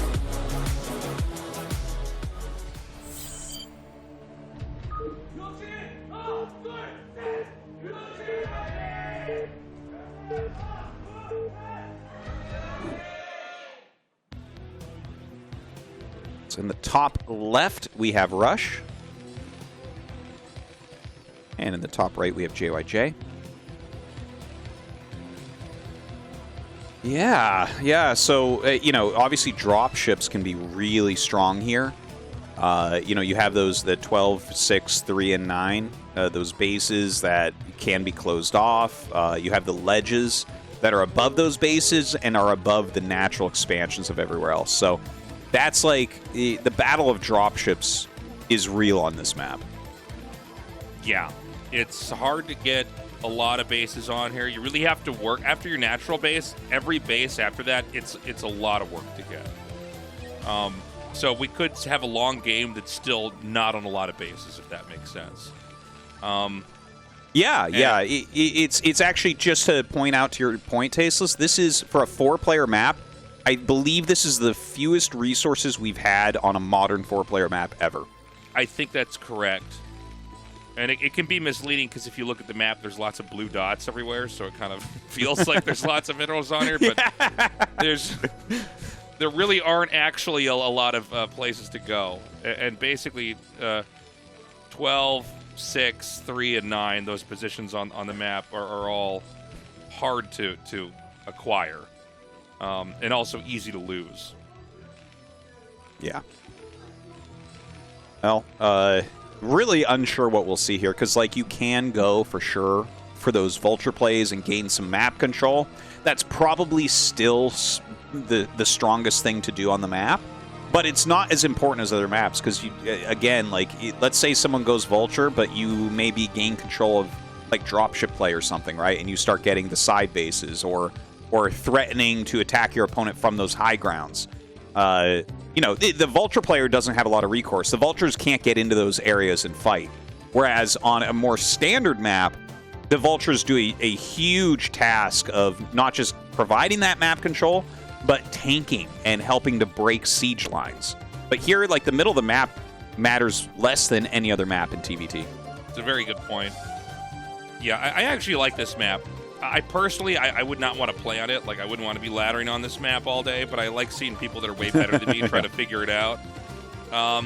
We have we had a single game on 76 Agreed on that yet? one, Tasteless. Yeah. Have we had a single game on 76 yet? Yeah, we did have one we game. Had one, we had right? one game. Yeah, and it was that, really short. Yeah. Mm-hmm. Yeah, I can't wait to get more 76 games here. Yeah.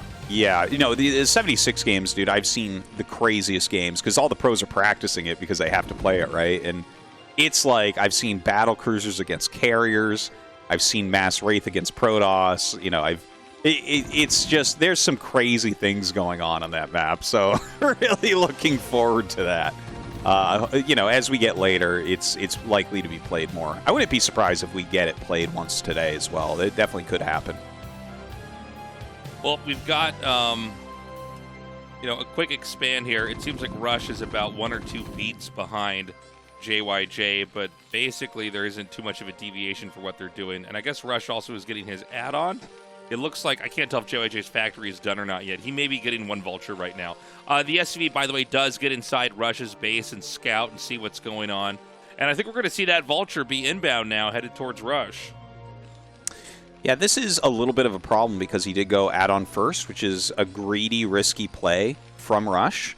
So when you go add-on first, the vulture gets to your base before you have a unit. So you just, like, you lose the SCV here, and it slows down your command center. Now, obviously, when he got scouted, he had to go vulture first.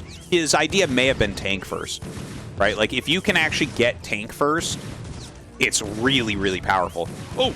But look at that. The second vulture comes in as well. Now, if he started a tank, he's in real trouble. But JYJ turns around. He gives him the benefit of the doubt and says, "Okay, I think that you went vulture again," and he did.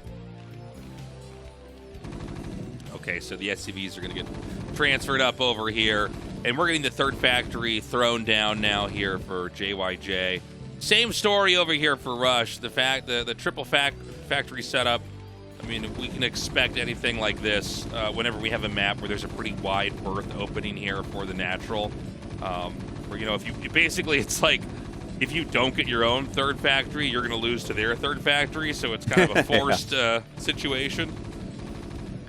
And you definitely can see it go beyond this too, which gets kind of gross, where like you hide a 4th factory in the corner of your base, and then like your opponent goes 5 factory, and none of you, neither of you are making SCVs, that type of game. Like those occur, especially on ladder. Those occur a lot. They're just kind of like you're a little bit gambling.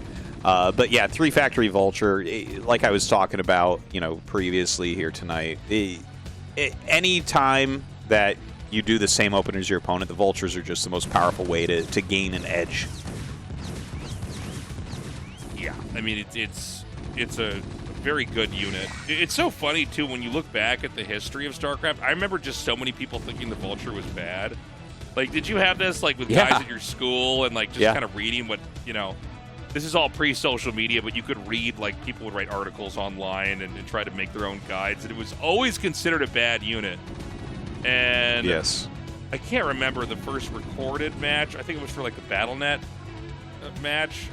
It was like one of the first recorded games, not Korean TV, but it was like, I think recorded by somebody at Blizzard, but you see Terrence, the guy who's #1, I think it was B-Blade Leader, he was like making vultures and playing it was from the ladder championship. Yeah. That's right. Yeah. And oh, hold on a second though. We actually have a dive onto this siege tank. So he actually kills the tank first, still has his tank alive, and a lot of SCVs being pulled. So Rush should end up holding this since he pulled his SCVs. But a good first attack from JYJ in a lot of ways. Looks like he does have to turn around, though. He is starting to lose his vulture count. Yeah, the thing is, I don't know that he can turn around with the vultures that are already there.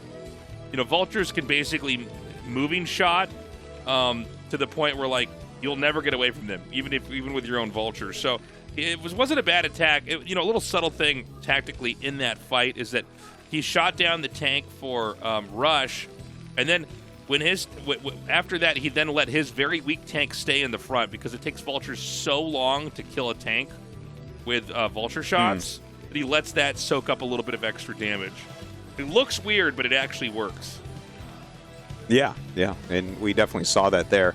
By the way, we have 2 builds that really deviate from each other now. It's 4 factory for Rush, and it's 3 factory starport from JYJ. So JYJ is counting on Rush doing something like this. So all JYJ has to do right now is hold on against these vultures, and I think he will. He's built that depot. He has a siege tank, and when he flies the Wraith across, Rush you're going to see the look on his face when he sees the Wraith, because he starts the armory. Oh, tasteless.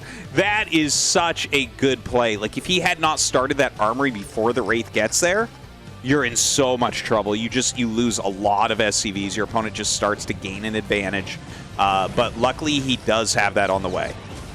Yeah, he does drive him back. And that's a good move. That's a good move right there to actually have that armory coming here. And you can see that that's when JYJ decides to not hide his Wraiths anymore. He's going to come out. He's going to try to get something done with him. And we have the 4th factory coming down now inside the main here for JYJ as well. And he actually tried a trick there, Tastosis. I think he messed up, like maybe he attack moved his Wraith and it hit the barracks instead. But he floated his barracks over the building. If you kill the SCV and you're like floating over the building, you can't click to finish. Oh my god, I didn't even think about that. That's so cool. It's something you never really see, but just throwing that out there, that I think he had that idea because he was floating directly over the armory. But yeah, you really never see something like that. Kind of a cute moment. But unfortunately here for JYJ, like, his Wraiths, well, they'll force out the Goliaths. It's not like it's bad that he went Wraiths. It's just he's not going to get that huge amount of damage he was hoping for. Yeah, he's going to back up. And remember what we talked about early on, everyone, that it's, like, really hard to get a third base on this map. There's no place you just kind of push out to and take with ease. You have these weird kind of isolated bases over here in the top, bottom, and left and right near the center. So, like, you know, we're just seeing this 2-base tension build and build and build. Yeah, definitely some jockeying for position in the center. I really like that Rush already killed the eggs towards that 3 o'clock location, laid some mines in there. That's probably where JYJ would want to take a third, but actually I see an SCV going down towards the bottom right, so he might say screw it and take, like, the bottom right main. Sure. Yeah, I mean, I think even a hidden third base is totally fine, like bottom center or something. Just go somewhere they might not be able to find. JYJ looks like he's going to try to take the natural down here. He's just now started his command center. It kind of makes sense. Yeah, I get it. I like it. Right? Yeah, I mean, he's doing some map control. He's trying to play it more like a regular map. And maybe later on you can take 3 o'clock, but like there's more mineral patches, there's more gas there. So it's like it's a higher quality base than what we see Rush taking over here at 9. Now, no real pushing here. Rush is like kind of in the center, but not really doing much with it for the time being. And maybe this game does slow down. You know, it seems like they both have barely gotten their bases up, and nobody's too eager to try to engage the other. Well, JYJ kind of sieged in the center. It feels like Rush has a bigger army right now, and he thinks that as well as he pushes forward here. His Vulture is really pushing back. The Vultures here of JYJ is going to be able to pick off a siege tank there. Does back up for the time being. But I saw JYJ has made a couple of dropships, and that's where the game is going to start getting real messy, is when these guys are flying dropships around, either trying to defend against their opponent's dropships or, you know, just trying to deal a ton of damage to each other. Yeah, it's going to be a bit of a slugfest here. So Rush is backed up, and, you know, we have Rush with the kind of isolated islandish base, but JYJ has just grown into the bottom right. That whole quadrant he's trying to fill up. Yeah, he's I like how JYJ is playing this, honestly.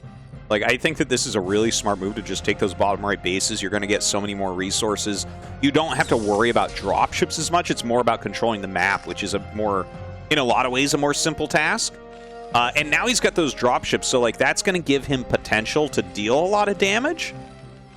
And I mean, maybe even like save those bases at some point. But that means that Rush should be able to get like a slightly bigger and stronger ground army. And we did see that Rush was making Wraiths. So if there's no Goliaths in those dropships, the first drop may actually be a big bust. Yeah, you could be right about that, Artosis. Well, we see Rush staying pretty fluid right now on the map. He's not really committing to any one position. We've got the 3 dropships now, and it looks like we're about to have the first big drop of the game, presumably headed towards the main. Both sides are accumulating Wraiths, but if those Wraiths aren't there to hit those dropships will be able to unload with impunity. Oh, he doesn't see him coming, and there's only a couple mines up there as a defense. He turns around. Yeah. Where's he going? Sure. I don't know why. The Wraiths were coming. Well, it makes sense. He must have scanned and seen those. Yeah, I mean, that's the only explanation. Or he's hacking. But, yeah, I mean, he just tries to whip back around. And it's good, because if you screw up the first drop, you're probably going to be in a long game of slowly losing this over just a very, very drawn-out position. Well, the Wraiths come in. These 4 Wraiths doing a pretty good job. 2 Wraiths and a Valkyrie should be able to take those down. And, yeah, he does go ahead and start to engage. His dropship's just sitting here. I think he This is like some really funny micro that we just saw. Yeah, I think he clicked all of them to unload it in the same spot, which makes them bug out. You have to click on each dropship separately to unload them. Same with Overlords and, shuttles and everything else. So he's going to come in here. Now, I think he's going to abandon his ambitions to maybe drop the main and is instead going to try to come in here and drop the more isolated location. One other feature on this map is that everywhere on these bases has these high ground locations with stairs that lead up. Perfect places to drop, by the way, where it's extremely difficult for anything to kind of get through these minerals and everything else to come over there and fight. That's part of the reason you see a lot of mines actually laid up there on both sides, because they're like, yeah, that's when a drop hits there, it's so hard to clear out. So he did skip dropping up there, instead dropped on the low ground, will get cleaned up. And now JYJ making a very strong push across the map. He's actually got an insane economy right now, not even able to spend his minerals. He's up at 3K. Definitely not enough factories going for him. If he has that spent, he would break through right now. Like, he would kill everything. Well, I mean, this game looks like it's going to be an extremely long one, Artosis. I don't see anybody getting broken really anywhere, and we're almost out of expansions. The only bases that are not being taken now are 12 o'clock and 6 o'clock. God, you're right. It's so quick how we've actually filled up the map here. Now, a big attack coming from Rush towards that bottom right. If he was able to get in and eliminate all the bottom right, the game is his. Oh, and there's 100%. really not much here. Well, yeah, I'm a little bit shocked. I mean, for the number of SCVs that are down here, you'd think there would be more protecting it. He is going to come in here and try to drop this to save it. Vultures have been, fractioned up into 2 different positions to try to do optimal damage to the SCVs. They're going to siege up, but there is a lot that's pushing through here right now.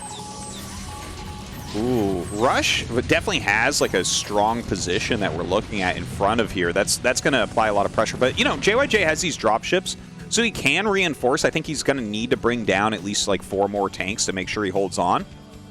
And we see another starport going up. So this might be JYJ trying to mass drop ships so he can actually maybe bust through some of these areas, defend his bases in the bottom right, maybe do some counterattacking.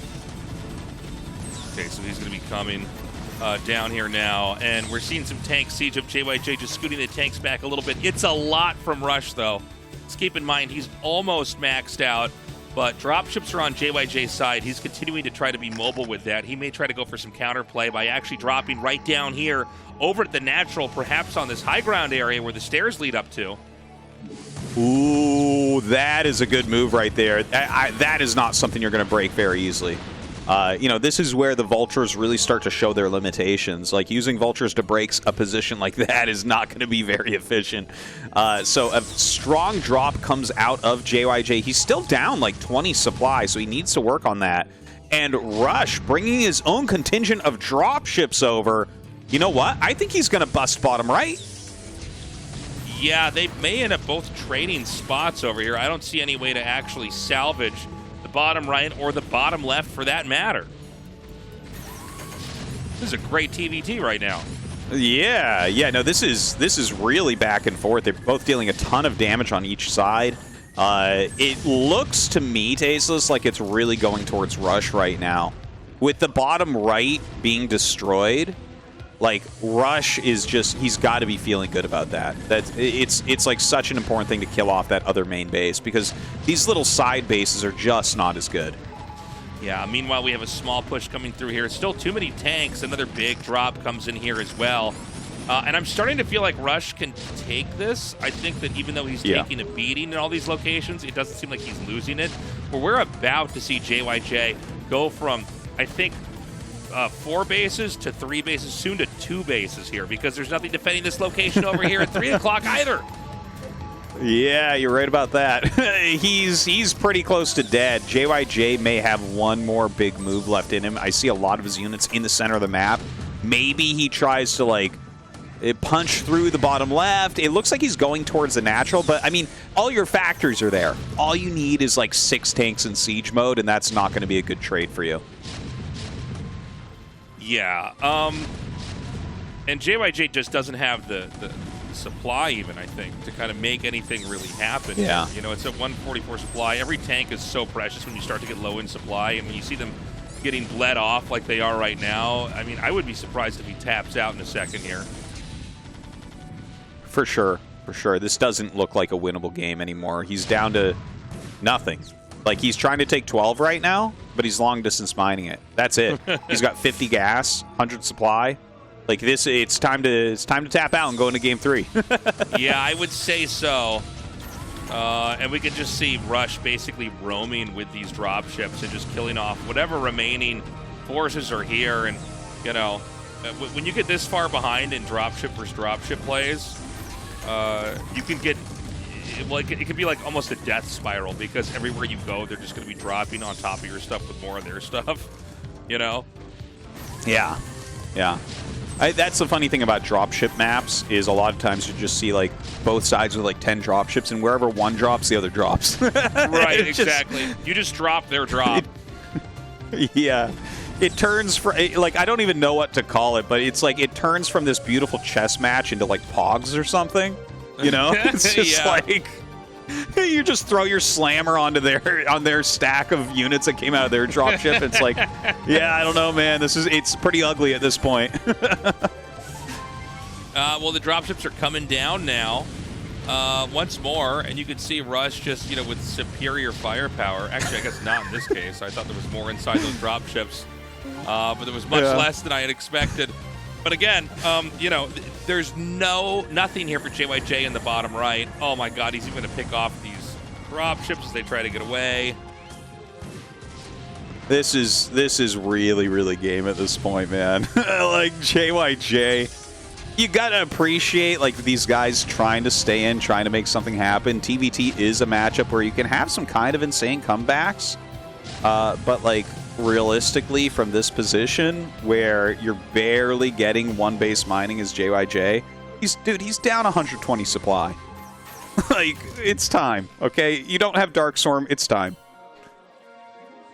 Yeah, I mean, it's hard to find anything to even cast about this anymore. I mean, I just don't see any real opportunities. I assume if Rush, all he has to do is pick up, drop 12 o'clock, and I think JYJ taps out. Which, by the way, would bring this score here to 1-1.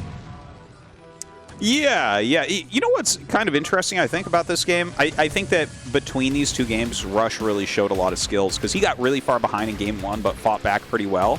And actually, I felt like JYJ was ahead at the beginning of this game. I thought he actually opened a bit better, right? Like, he got his 4 bases really quick. He had a lot of supply. He had the drop ships a little bit quicker.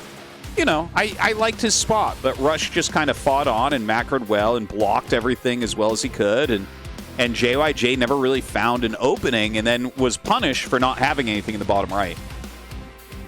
Well, we're going to go now to Game 3 and find out who can actually take this. It's been a very exciting match so far. I got to say, I'm very, very impressed with JYJ.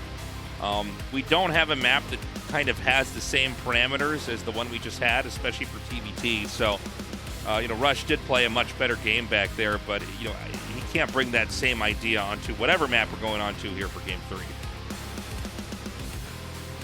Well, the third map should be New Heartbreak Ridge. So, kind of a weird map for TVT as well. Definitely a lot of jockeying for position. There's so many switches to high ground. There's the elevator strategies to get into the main base, right, once you have a strong push actually going. Yeah, this one could be a bit weird. Now let's see who's going to take this, man. We're about to have the first Terran now get into the round of 8. Yeah, Rush versus JYJ. Great series so far. I just want to get to this match, man. I'm tired of these camera shots, Tastosis. What are we doing? There we go. I know this shot. This means it's going to start, guys. Final game of this TVT here with Rush and JYJ starts now.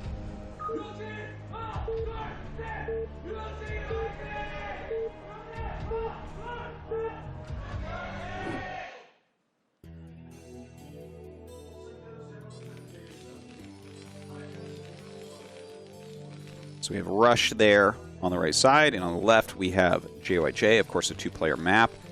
The crazy aspects of like behind the natural and stuff like that, not as likely to be utilized for cheese early on here in TVT. There's not like a lot of things you can do there.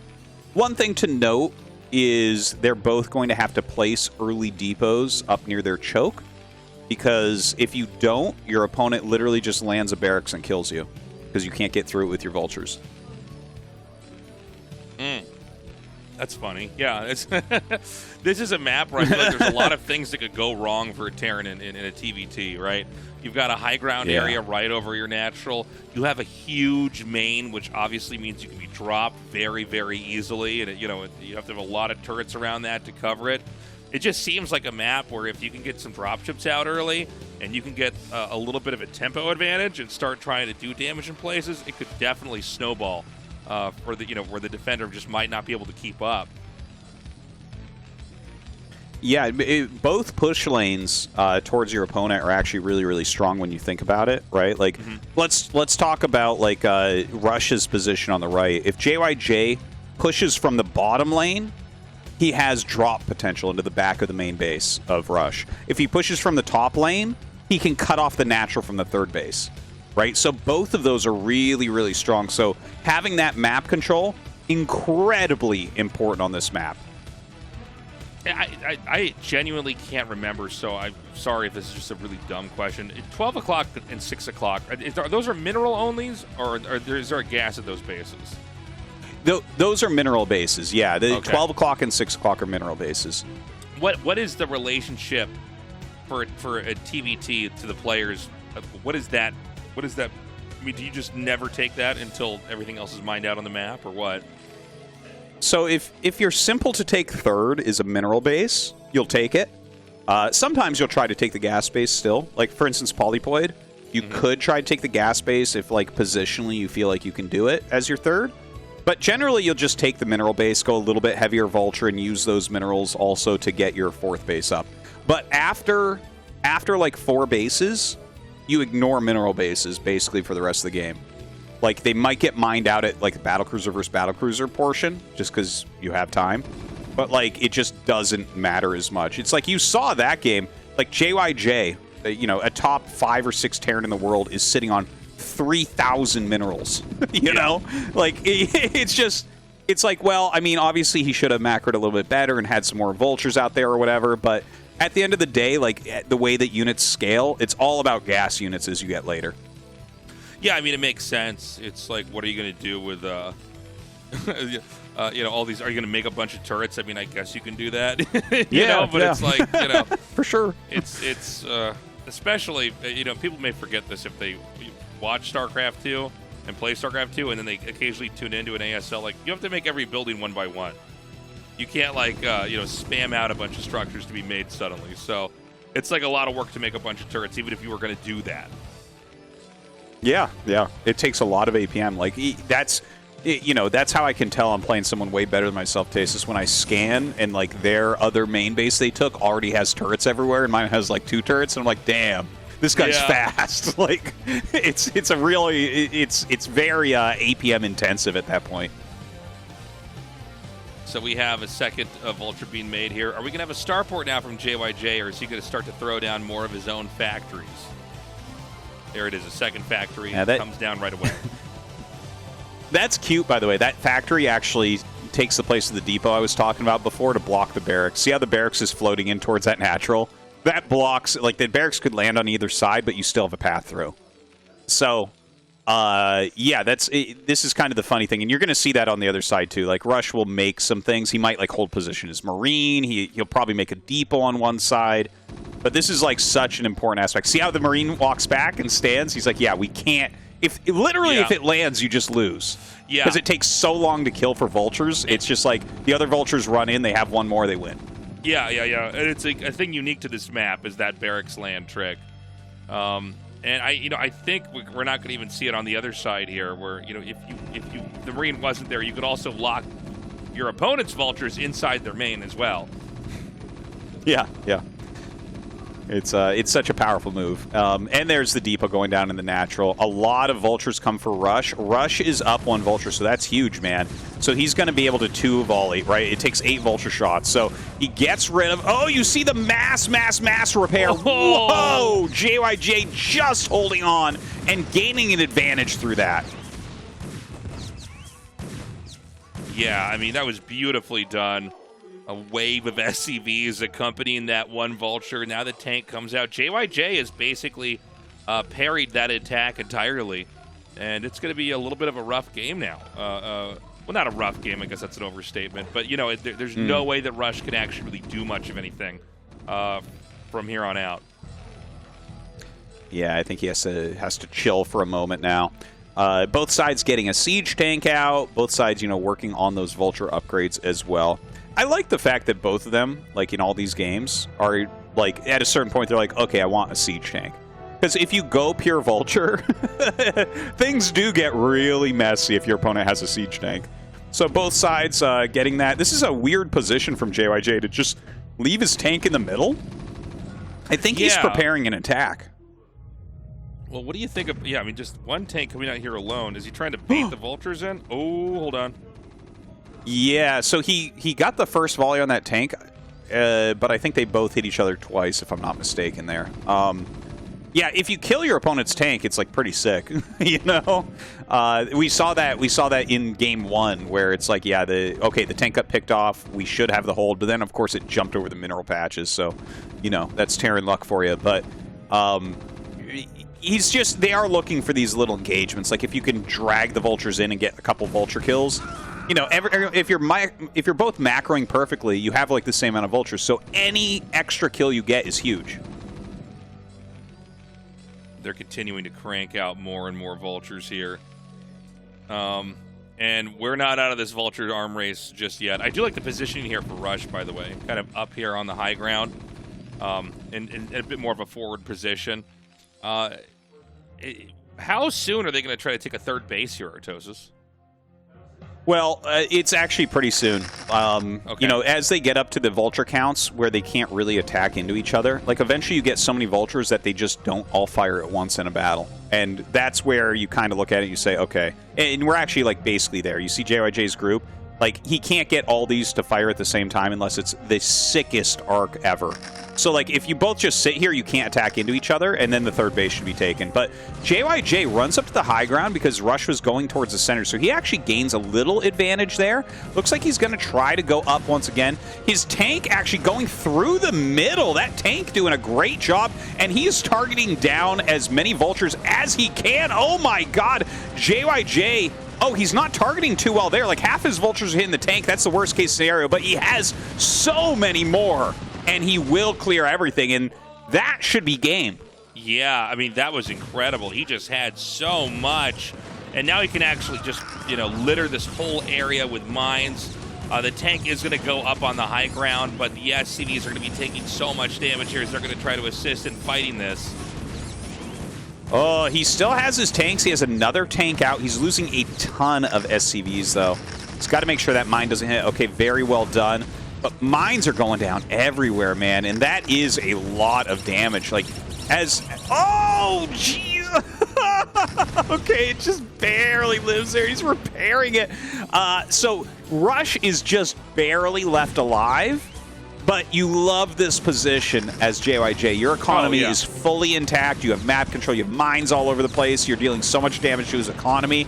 This is such a hard spot for Rush to come back from once again. I mean, I'm blown away by how well JYJ has played today. And now he's going to back up. And I mean, that was so many worker kills. And we saw this already with JYJ. He knows how to get in and do damage, but he also knows when to pump the brakes and pull back. It's an important aspect, because if you keep wasting vultures, your opponent might actually get a good counterattack off. I don't see that happening. He's like laying the mines. He is pulling back, like you mentioned. Look at this, already into 4 factories, and he's adding that starport that we were talking about. You know, in those last couple games, like it's very similar to game 1, where you get that damage, and then your opponent like doesn't want to make Goliaths, so you make a Wraith. It's like the way for Rush to come back here is through vulture tank, not through. Uh-oh, I need a Goliath in my main and at my natural and with my army. You know, that's not something you want to do as Rush. So, you know, these vultures are going to be pushed back just a little bit here. But, you know, I don't really know what the game plan is going to be from Rush. I mean, when you just lose that many workers and it's not really at the cost of anything for JYJ, it's kind of difficult unless JYJ makes a mistake for this game to be lost for him. But, you know, I think Rush has every right to try to stay in this game and just see what he can come up with. Try to, you know, see if maybe there is going to be some kind of an overextension or something like that from JYJ. Yeah, it's that is how you would like start to come back, right? Is JYJ maybe gets overzealous, tries to finish you, and you have that defender's advantage. Certainly, you know, that's a lot of people play TVT like that. They're like, my opponent will get bored and they will attack into me and I will win. It's like a real thing.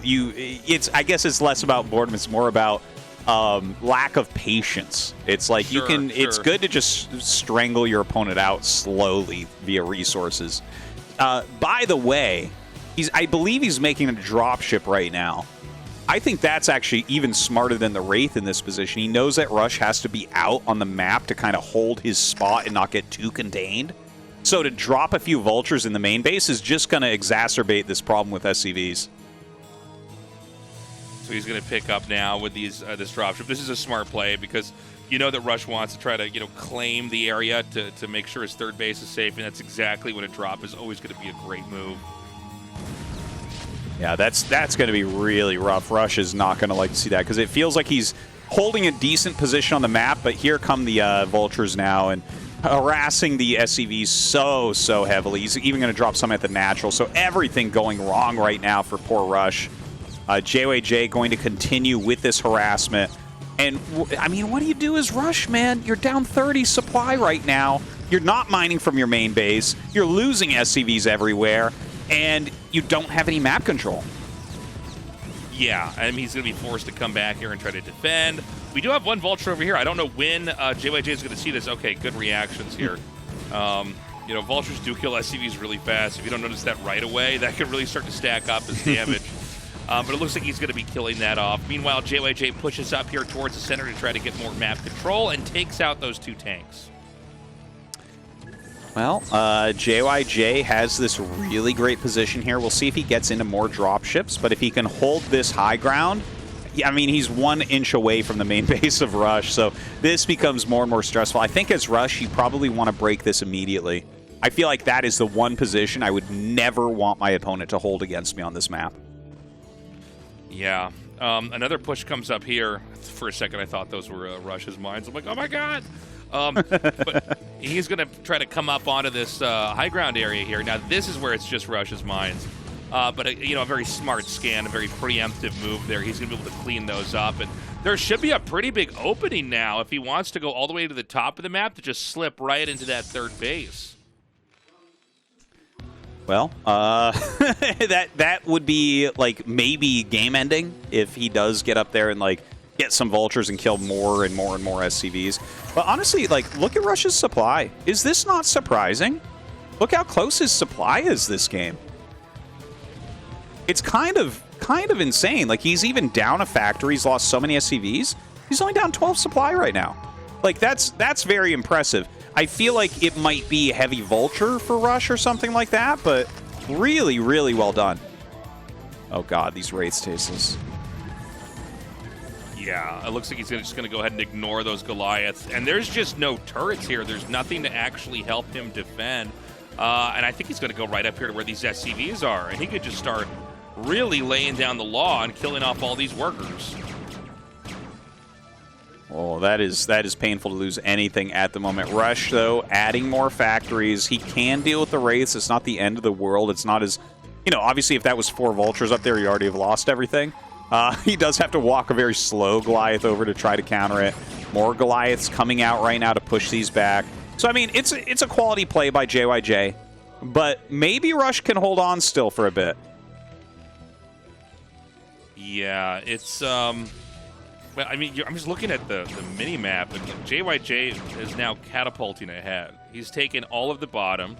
I would not be surprised if he actually fills in the middle and the upper left in a little bit here, especially with the excess minerals he's going to get from that mineral-only base that's about to finish up. And, I mean, Rush is really surrounded. I'm so shocked. It looks like JYJ is probably going to win this game, and he's probably going to be the first player to move on, the first Terran as well, to move on into... the round of 8, and I'm just wowed by how well he's been doing tonight.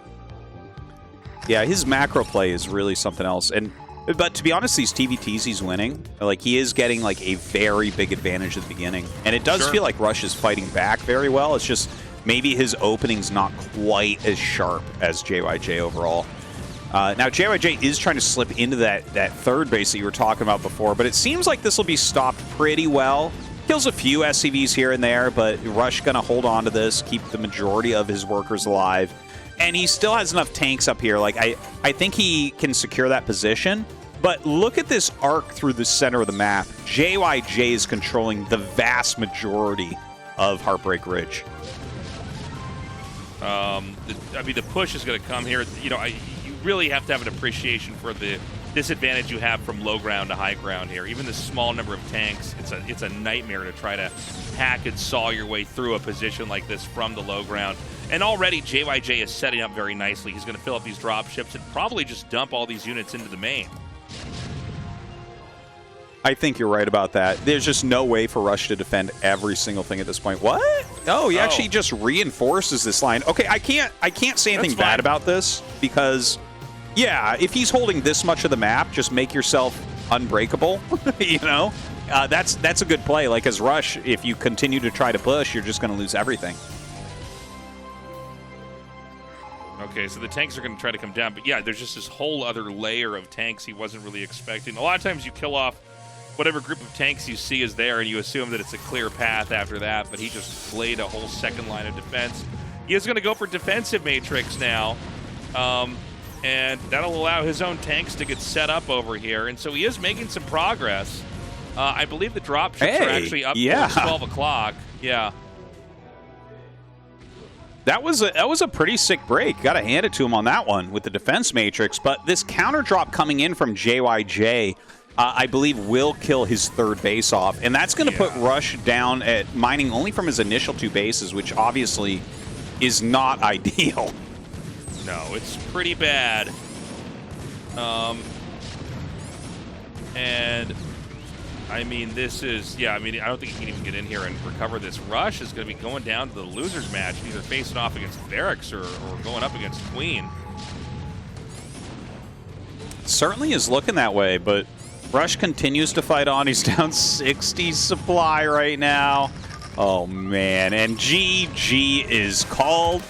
That means JYJ does end up winning the group. All right, cool.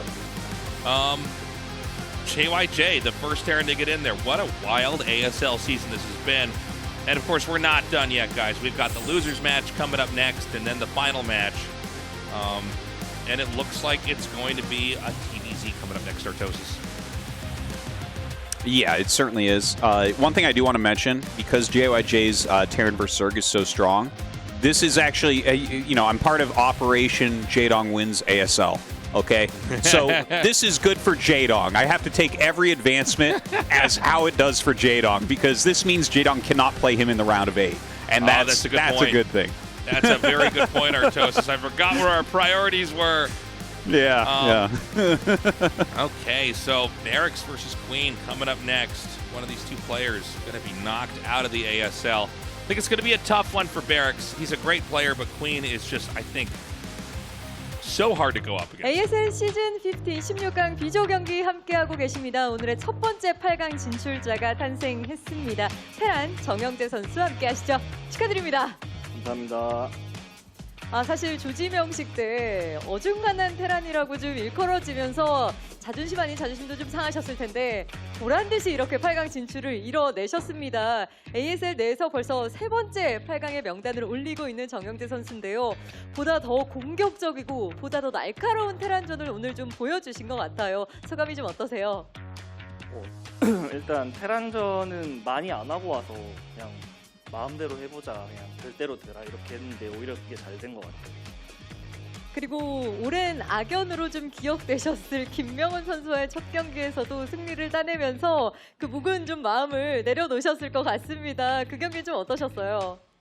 오늘 준비를 워낙 잘했었어요, 연습 때. 그래서 절대 1경기는 무조건 이겼다 생각하고 왔는데 생각처럼 잘 안 되더라고요. 그래서 에이 망했네 했는데 또 어떻게 하다 보니까 이겼더라고요. 운이 좋았던 것 같습니다. 그래도 끝끝내 물량을 바탕으로 아웃쪽 김명훈 선수의 자원줄을 끊어내면서 승리를 거두셨지만 그 직전에 김명훈 선수가 이 본진 앞마당 깊숙이 병력을 좀 밀고 들어오면서 좀 위협적으로 느껴지셨던 순간도 있었을 것 같아요. 그때 이거 여기서 끝나나 했는데 저글링을 안 데려왔더라고요. 그래서 기회다 하고 했던 것 같아요, 그때. 특히 또 오늘 정영재 선수가 태태전에서 굉장히 인상적인 모습을 많이 보여주셨는데 첫 번째 세트 이야기를 해보면 벌처로 먼저 견제를 당하셨어요. 이후에 탱크를 빠르게 한 기를 뽑고 바로 다시 공격을 가는 판단을 하셨거든요. 이런 판단은 어떻게 좀 하셨는지도 궁금해요. 일단 분리하기도 하고 애초에 컨셉을 그렇게 공격적으로 하려고 했는데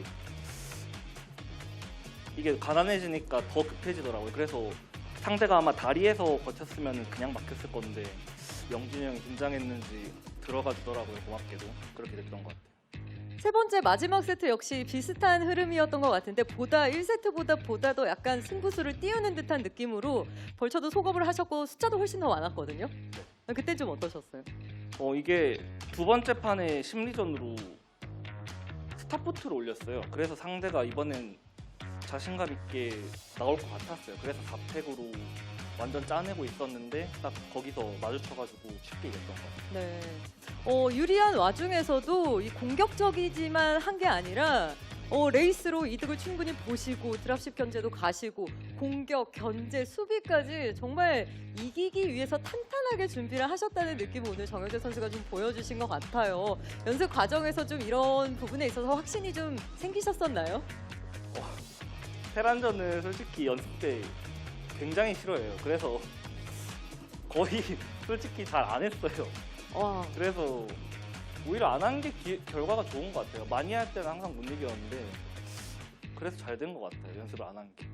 그래도 밑바탕에 태태전에 대한 자신감이 어느 정도 있으셨기 때문에 연습이 조금 양은 적었지만 불안하지 않으셨던 것 같아요. 네. 평소에 게임을 굉장히 많이 해놨었거든요. 그래서 이렇게 대회 직전에 좀 덜 하더라도 그게 남아있어서 충분히 괜찮은 것 같아요. 정영재 선수가 8강에서 보여줄 다전제가 기대되는 오늘의 16강 경기였던 것 같습니다. 벌써 이제 세 번째 8강 무대를 준비하셔야 하는 정영재 선수인데요. 이번 ASL에서는 어떤 모습 보여주고 싶으신가요? 저번 8강 때 다 잡은 물고기를 약간 놓치는 느낌이랄까? 그래서 목표인 4강을 꼭 가서 이제 여자친구 언급을 하기로 했어요. 4강 진출을 이뤄내면 그렇죠. 드디어 하시는군요, 그때. 네. 그때 하기로 했는데 어떻게 될지 잘 모르겠네요, 저도. 그래도 정영재 선수가 또 보여줄 수 있는 모습은 충분히 다 보여줄 수 있는 시즌이 되지 않을까 하는 생각을 팬분들도 갖고 계실 것 같습니다. 감사의 인사를 팬분들께도 좀 전해주시죠. 일단 팬분들 응원해주시는 팬분들 항상 너무 감사드리고요. 그리고 끝으로 연습 도와준 재혁이 형, 예훈이 형, 일장이 형, 짭제, 재호 형, 몽이 감사합니다. 다들 너무 고맙습니다. 연습 도와주셔서. 네, 정영재 선수 다시 한번 8강 진출 축하드리고요. 8강 경기 때 뵙겠습니다. 축하드립니다. 자, 이렇게 해서 오늘의 첫 번째 8강 진출자 정영재 선수와 함께했습니다. 계속해서 이벤트까지 살펴드리겠습니다.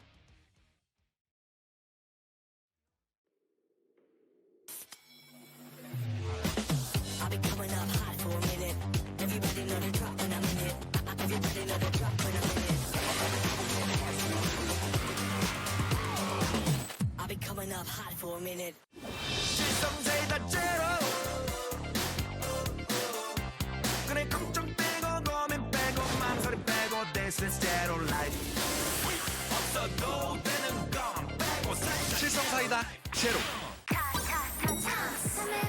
새로운 걸 참해봐 짜릿한 걸 담을수록 더 새로운 날이 보인다 시작해 짜릿하게 참해봐 시작해 색다르게 참해봐 매일 참해봐 새로운 날을 시작은 제로 짜릿함을 탐해 매일 새로움을 탐해 너도 탐세봐 탐세로 드디어 카운트다운을 시작합니다. 4, 3, 2, 1.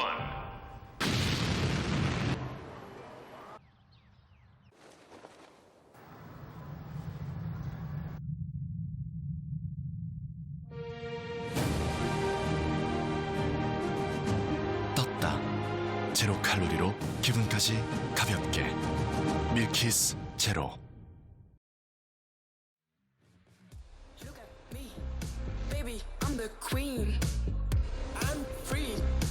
And we are back. Time for a TVZ now. I have a feeling this is going to be a straightforward one. I hope it's not. I hope it's close. I would even welcome an upset. That would be very cool to see Barracks win here. But I think Queen has got to take this one. Even the one game that we saw where Queen lost, he like almost had a Hail Mary play where he won, regardless of the fact that JYJ was eons ahead of him. Yeah, and that type of strategy is very strong right now. Maybe he tries to utilize it more in this series. I think because it's a best of 3, I'm definitely favoring him a bit. But Barracks is really fast, and being really fast certainly can help in this matchup, right? Like if you can just macro out real quick, move your Marines correctly, you can get into nice positions like what JYJ had. But without any doubt, JYJ is better at those macro games than Barracks. So even if Barracks gets into a similar position against Queen, I think Queen would actually maybe come back in that spot against Barracks. Interesting. Well, I think we're going to be going to Heartbreak Ridge to start this off here. Queen, you know, if he loses here, this is going to be historic, considering where Queen was just a few years ago. You know, ASL final after final. So he's going to have to crush Barracks here, or it's going to be nuts. God, is someone getting killed in the studio? Hear that voice? A banshee is wailing somewhere in the studio. This is StarCraft 1. There's no banshees here. All right, so we have Queen on the left-hand side, and on the right-hand side we have Barracks. Did the police stop that person who was in the studio? Is everybody safe? I know. It's so funny. She was super hyped about about this game. I wonder, was that a Barracks fan or Queen fan? I actually wasn't really paying attention. I didn't hear. Oh, man.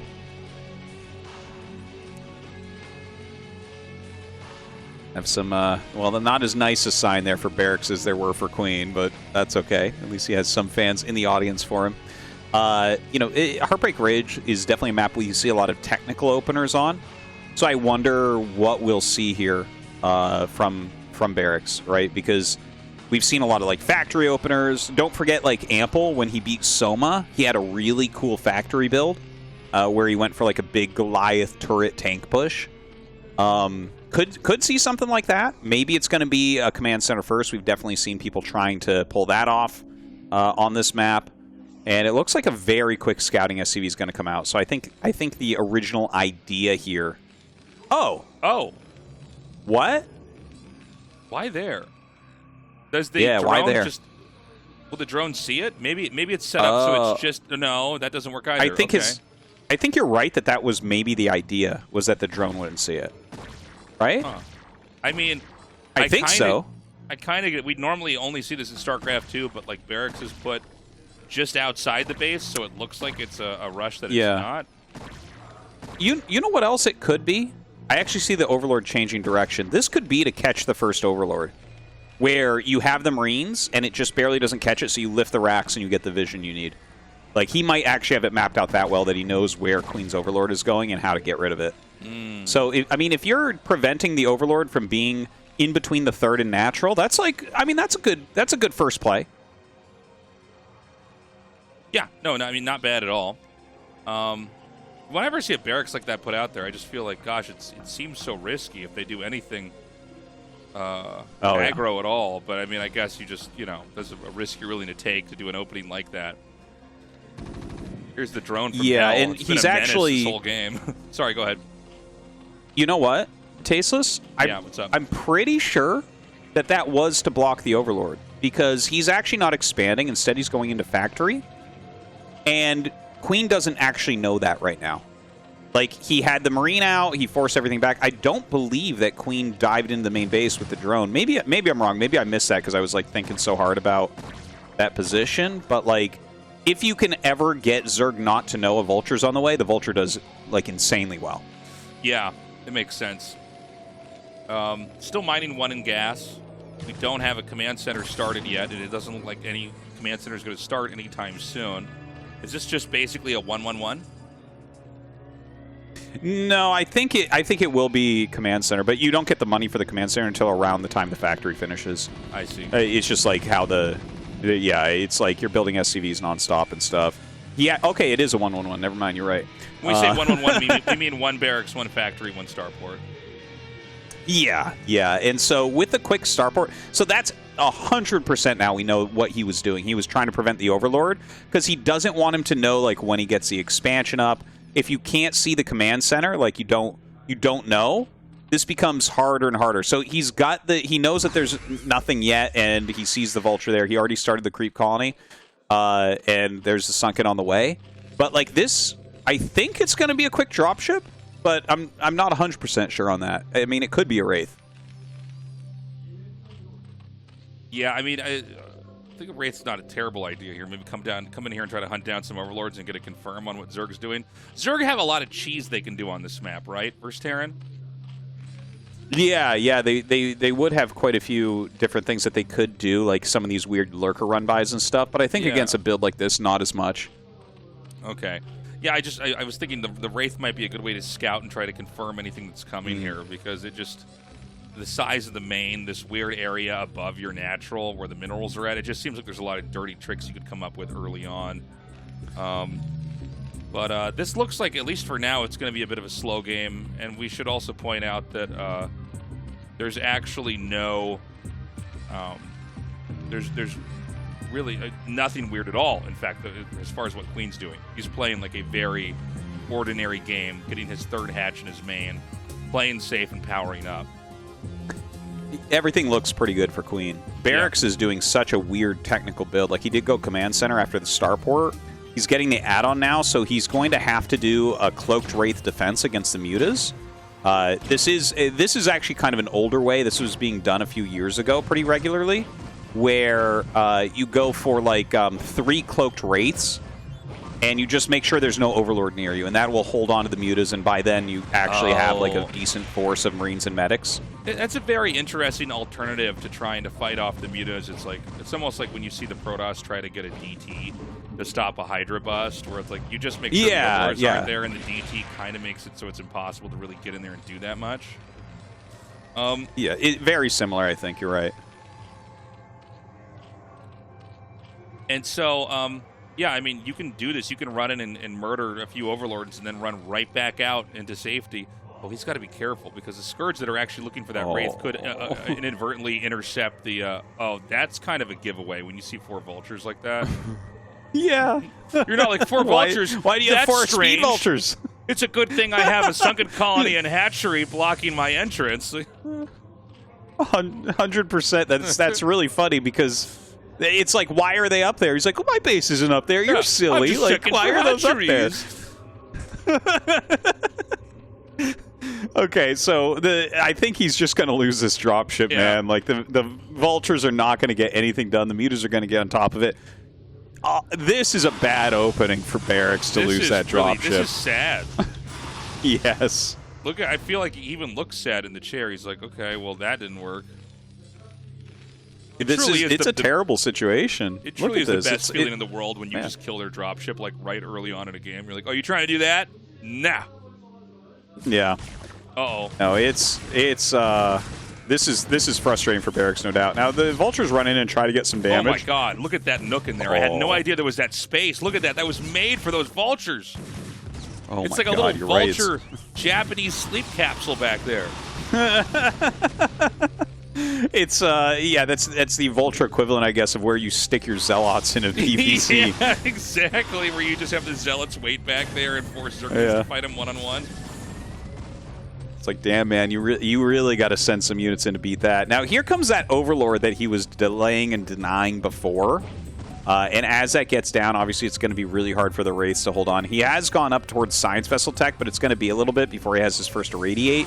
A bunker goes down, more turrets are being made. The Wraiths are getting some shots off, but like Mutas, if Mutas can see Wraiths, they really wreck them. Yeah. It's not even a close fight at all. And we're going to see that right now. And, I mean, the truth is that he's going to take the turret out, and the Overlord can just slowly creep in. And now he can just start to hammer the SCVs. I feel like he actually has to pull the SCVs down to the main, so he does do that. And there's like a decent amount of turrets right now. Still a little bit of Vulture play on the other side of the map. He has this first Irradiate. And now one thing that we can definitely say is the Wraiths and turrets have dealt some significant damage to the Mutas. They haven't killed many. But if he nails the first Irradiate, I could see 3-4 Mutas dying immediately. Well, there's so many bruised Mutalisks. Yeah, if he gets one Irradiate off, he'll have like a second or two to try to pull it out, but it could just kill off the whole chunk. Yeah, but if he gets one of the really damaged ones, then it just like explodes immediately, and then it's not that much damage. So definitely this first irradiate is going to kind of dictate a portion of this game. But it feels to me like Queen has outdone Barracks so heavily so far. There it is. That was a good irradiate. Not bad, not bad. Yeah, I think Queen handled that pretty well though. Yeah. If Barracks can't get control of his minerals back here, he's going to not be viable, you know, in a game that's longer. Oof. Dude, Queen has doubled his supply at 9 minutes. This is not something very common. It's like 70 supply to 35. Not looking so good for our Terran player here. Queen is really, really destroying him. The drop didn't work out. The Wraith didn't do good enough defense. He's built a ton of turrets, and they're not doing enough for him. Like, he's getting a lot of vessels. So, like, I mean, the vessels are, like, the best scaling thing that you have. So that's something at least. But I don't think that they're going to do enough against this 3-base economy from Queen and how much he has. How many SCVs are in this game right now? Okay, just Not taps many, out man. GG. I was going to say he's going to be, like, below 20 soon. All right. Well, Queen just ripped Barracks' face off. That was about as brutal as Snow's game against like Bishop earlier this season, where we're just like, well, that's too bad. It's just, I mean, that was rough, all the way to just getting the drop slammed. You know, definitely navigating an Overlord over there so that he can fight the Wraiths. Will we have any kind of desperation builds, any kind of weird cheese from Barracks, or is he just going to try to erase, you know, the negative feelings he has from that last game and come back with something better? I don't know. I think, well, based on that game, like that was a very, very heavily planned out technical build. He probably is just going to continue down that line. I don't think he wants to play like a completely straight up macro game. Queen is like a really scary opponent. And again, his, you know, it's players like JYJ or Light that can really take on Queen in the longer game. So Barracks may feel like he needs to do something similar to that again. All right, guys, we're going to go to Dark Origin now. This is Artosis, this is Terrence. This is his origin story map, man. We're going to find out what happened to him in his childhood that made him a Terran player that hates Protoss. It's not going to be pretty, guys.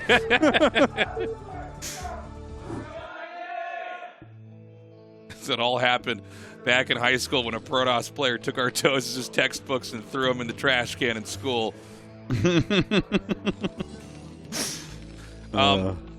By the way, guys, before we get too deep into this game, we do want to say again, if you want to support us and support ASL, please check our Patreon out. We really appreciate it. We know there's some of you out there who probably have been saying, man, yeah, I got to sign up for Patreon and do that eventually, but I haven't already.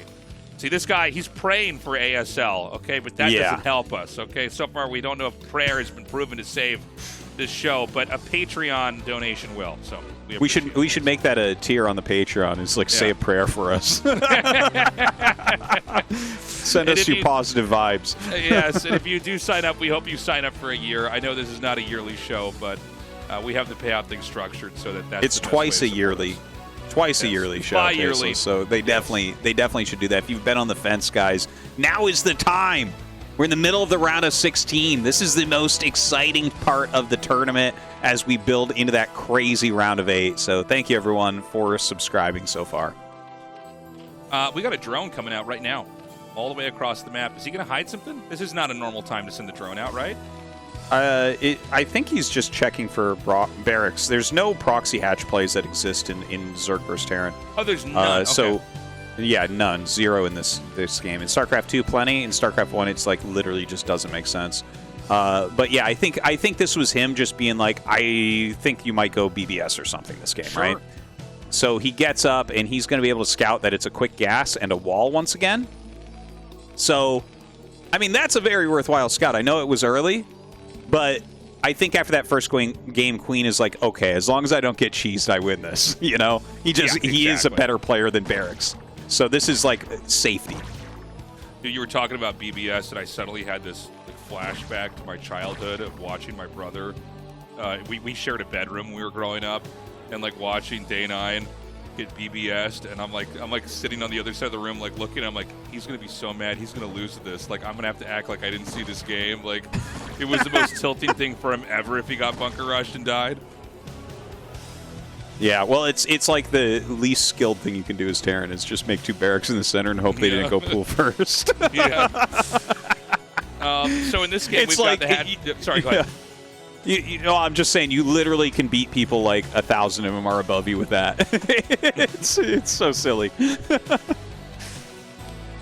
Yeah, it's a very strong build. I mean, that's sort of the classic first rush. I guess 4 pool as well, but I mean, you know, for the time where we were both in Seoul, every couple of years there would be some kind of major event in Korea that would want Korean and English commentary where they would pay to have Slayer's Boxer come down and Yellow come down and play against each other. And Tastosis and me have casted that match like 7 times. And it's always the same match where, like, Boxer's going to do a bunker rush, but it's like a pretty scuffed bunker rush that's not that clean. And then we've got Yellow who's going to try to hold the rush and probably die. We really have. It was a hilarious thing that did happen for a really long time, and I'm sure it'll happen again. We would see the bunker, the barracks go down in the middle of the map, and Tastosis and me would not, without saying anything, we'd look at each other and kind of roll our eyes like, all right, here we go again. By the way, this is just what I do. This is, I was telling a story there because I didn't think much was going to happen, but this is a crazy game because there's a Hydra Den here. No layer. That's right. That's right. He scouted that it was the quick gas, and so he's basically gone for a build that will kind of hard counter what we saw in the previous game. Perfect catch right there. Hydra pops out to flank, and he's going to get the Vulture kill. That's huge, and you can see Pouty Lip goes out onto Barracks' face. It's like a perfect opener for Queen against what he's against. Yeah. This is going to be rough. So when you see 2-hatch Hydra like this, it's made to punish anything that isn't a kind of standard opening from Terran. Hydras early on are actually not good against Terran because if they just have enough Marines, they just kill it. One thing about Hydras is they're actually not good against bunkers. Well, they're specifically not good against SCVs, which repair the bunker. They take 12 shots to kill an SCV. So that's where you're going to try to pull these extra SCVs down now to fight. The Hydras, of course, with that run-by, doing really, really well. Running up the ramp, they do well against Vultures as well, but you can micro the Vultures a little bit against them. Oh, God, almost picking that off. Look at the speed of these Hydras. Very good micro coming out of Queen. Yeah, he's going to loop right around here, and, if the SCVs can get a surround on it, that's going to be huge, but these 3 Hydras like a real headache over here to try to deal with. And it looks like this last Vulture is just barely not going to be picked off. Oh, my God. No scope by the Hydra. Yeah, not every day you get to see a fight like this, by the way, with Hydras running around inside of a Terran's main. It almost looks in a way like when Zerglings get into a Protoss main or something. It's really weird. But with the tank out, obviously this is going to be held pretty quickly. It's interesting because I've seen a lot of games where they do like a Hydra all-in, but this is a funny one because he sent out a couple Hydras and then stopped. He's making a Spire, but he still has a bunch of Hydralists back at home. I wonder, it seems like he thought he'd need some more Hydras, but after getting around in that main base, I think a switch to Mutas makes a lot of sense here when you think about it, right? Like, there's just not that much going on. Like, how do you get anti-Muta right now as Barracks? Are you going to blindly go into, like, Cloaked Wraiths? Do you have the money to make all those turrets? It doesn't feel like this is a very comfortable position.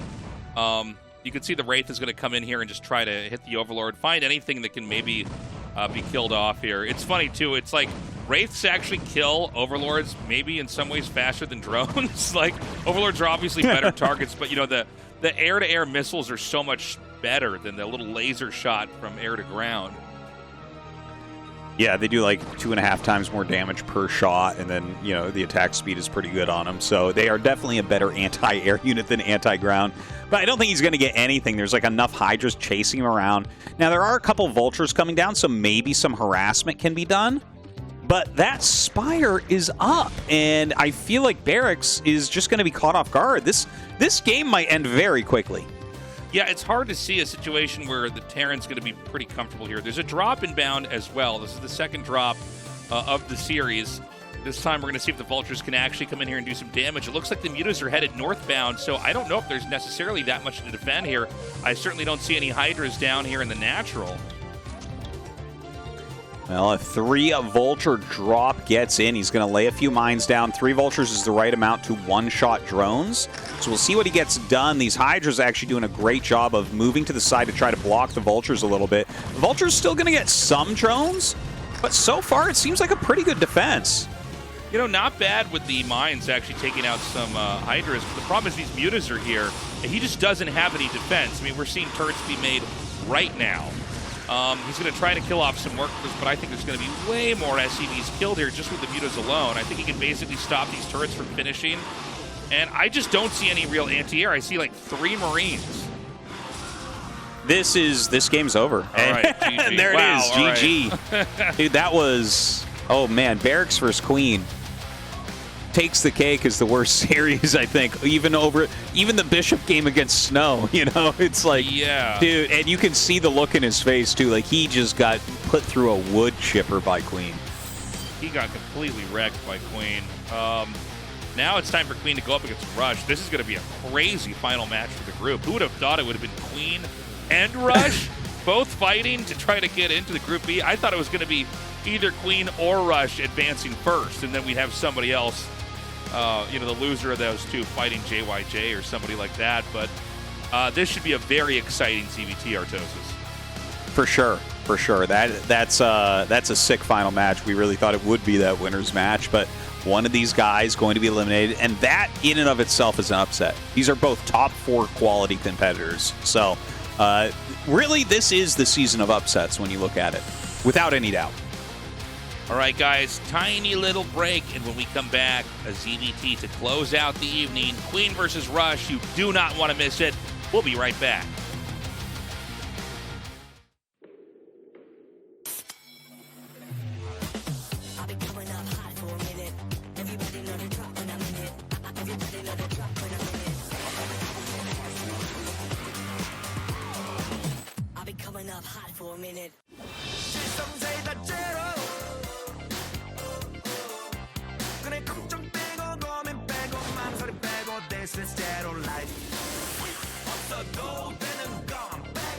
실성사이다 제로.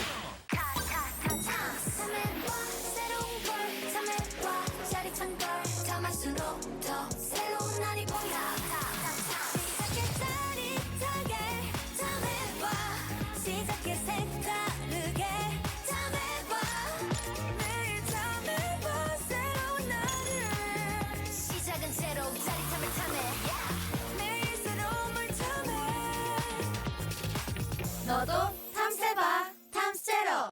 드디어 카운트다운을 시작합니다. 4, 3, 2, 1.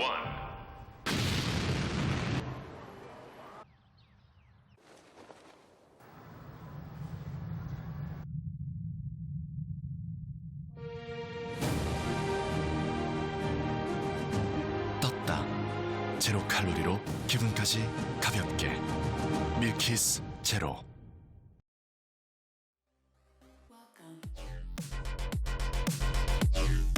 All right, we're back, guys. ASL Group B here with Dubstep just not leaving the esports scene no matter how much time passes. Yeah, great musical selection as always. Yes. Here for AfreecaTV. Welcome to esports. A great range. Dubstep was big in 2010, and now it's only still a thing in esports. Welcome. Well, it definitely makes me feel like a gamer that's a bit younger. Yeah. So we're going to go into our final match of the night. It's the 2 favorites. It's a guy that has been in 2 of the last 3 finals, going up against a 2-time champion, 2-time round of 4 guy. And one of them's not even making it to the round of 8. Yeah, I mean, this is kind of a strange day. Barracks, you know, obviously a very disappointing performance. It seems like he had a lot of ideas he wanted to bring here, and they just completely backfired. Like, Queen just sliced right through them. Even the TVT was pretty rough to watch there that he lost versus Rush earlier. So, all right, we're going to go to Dark Origin to start things off. Queen versus Rush. This is probably going to be the best of 3 of the whole day. This should be a really exciting match. I'm really not sure who's going to take it. I feel like maybe Rush is like favored like 55%, but even there, I'm not sure. All right, well, we're going to get into it. We're going to find out who's favored because that player is going to lose because this is the season of upsets.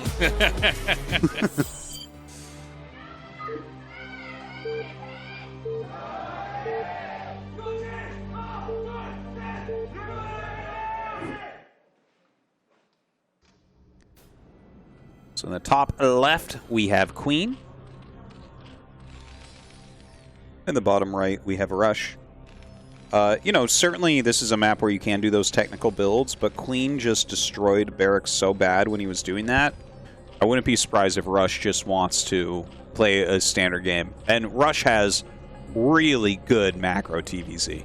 He's certainly got one very of the good strongest. Fundamentals. Yeah, he's got very good fundamentals in general, so this should be a fun one to cast here. It's kind of crazy, though. One of these two guys isn't going to be in the round of 8. I thought these were both shoo-ins for the round of 8. And Rush has been a very exciting player to follow since the very, you know, beginning of his massive success, right? I mean, you know, Flash has so overshadowed many of the other Terrans here that it's kind of nice to have him gone, at least just for a little bit. I mean, obviously I love Flash as much as the next guy, and I'm excited to have him back, but we got to really see these other Terran players and what they're all about and give them a little bit of focus. And we also got to see that Terran, you know, it can be a very strong and robust race without Flash, you know, in the tournament at all. You know, from Light to Rush to Royal. We've had some really incredible and very different Terran players. For sure, for sure. And, you know, Rush still hungry for that ASL championship, you know, making it to the finals a couple times, unable to lock that down. But this is a tough one. For your life on the line, going up against Queen, who's shown very good form tonight. But Rush puts out, like, very strong macro games similar to JYJ.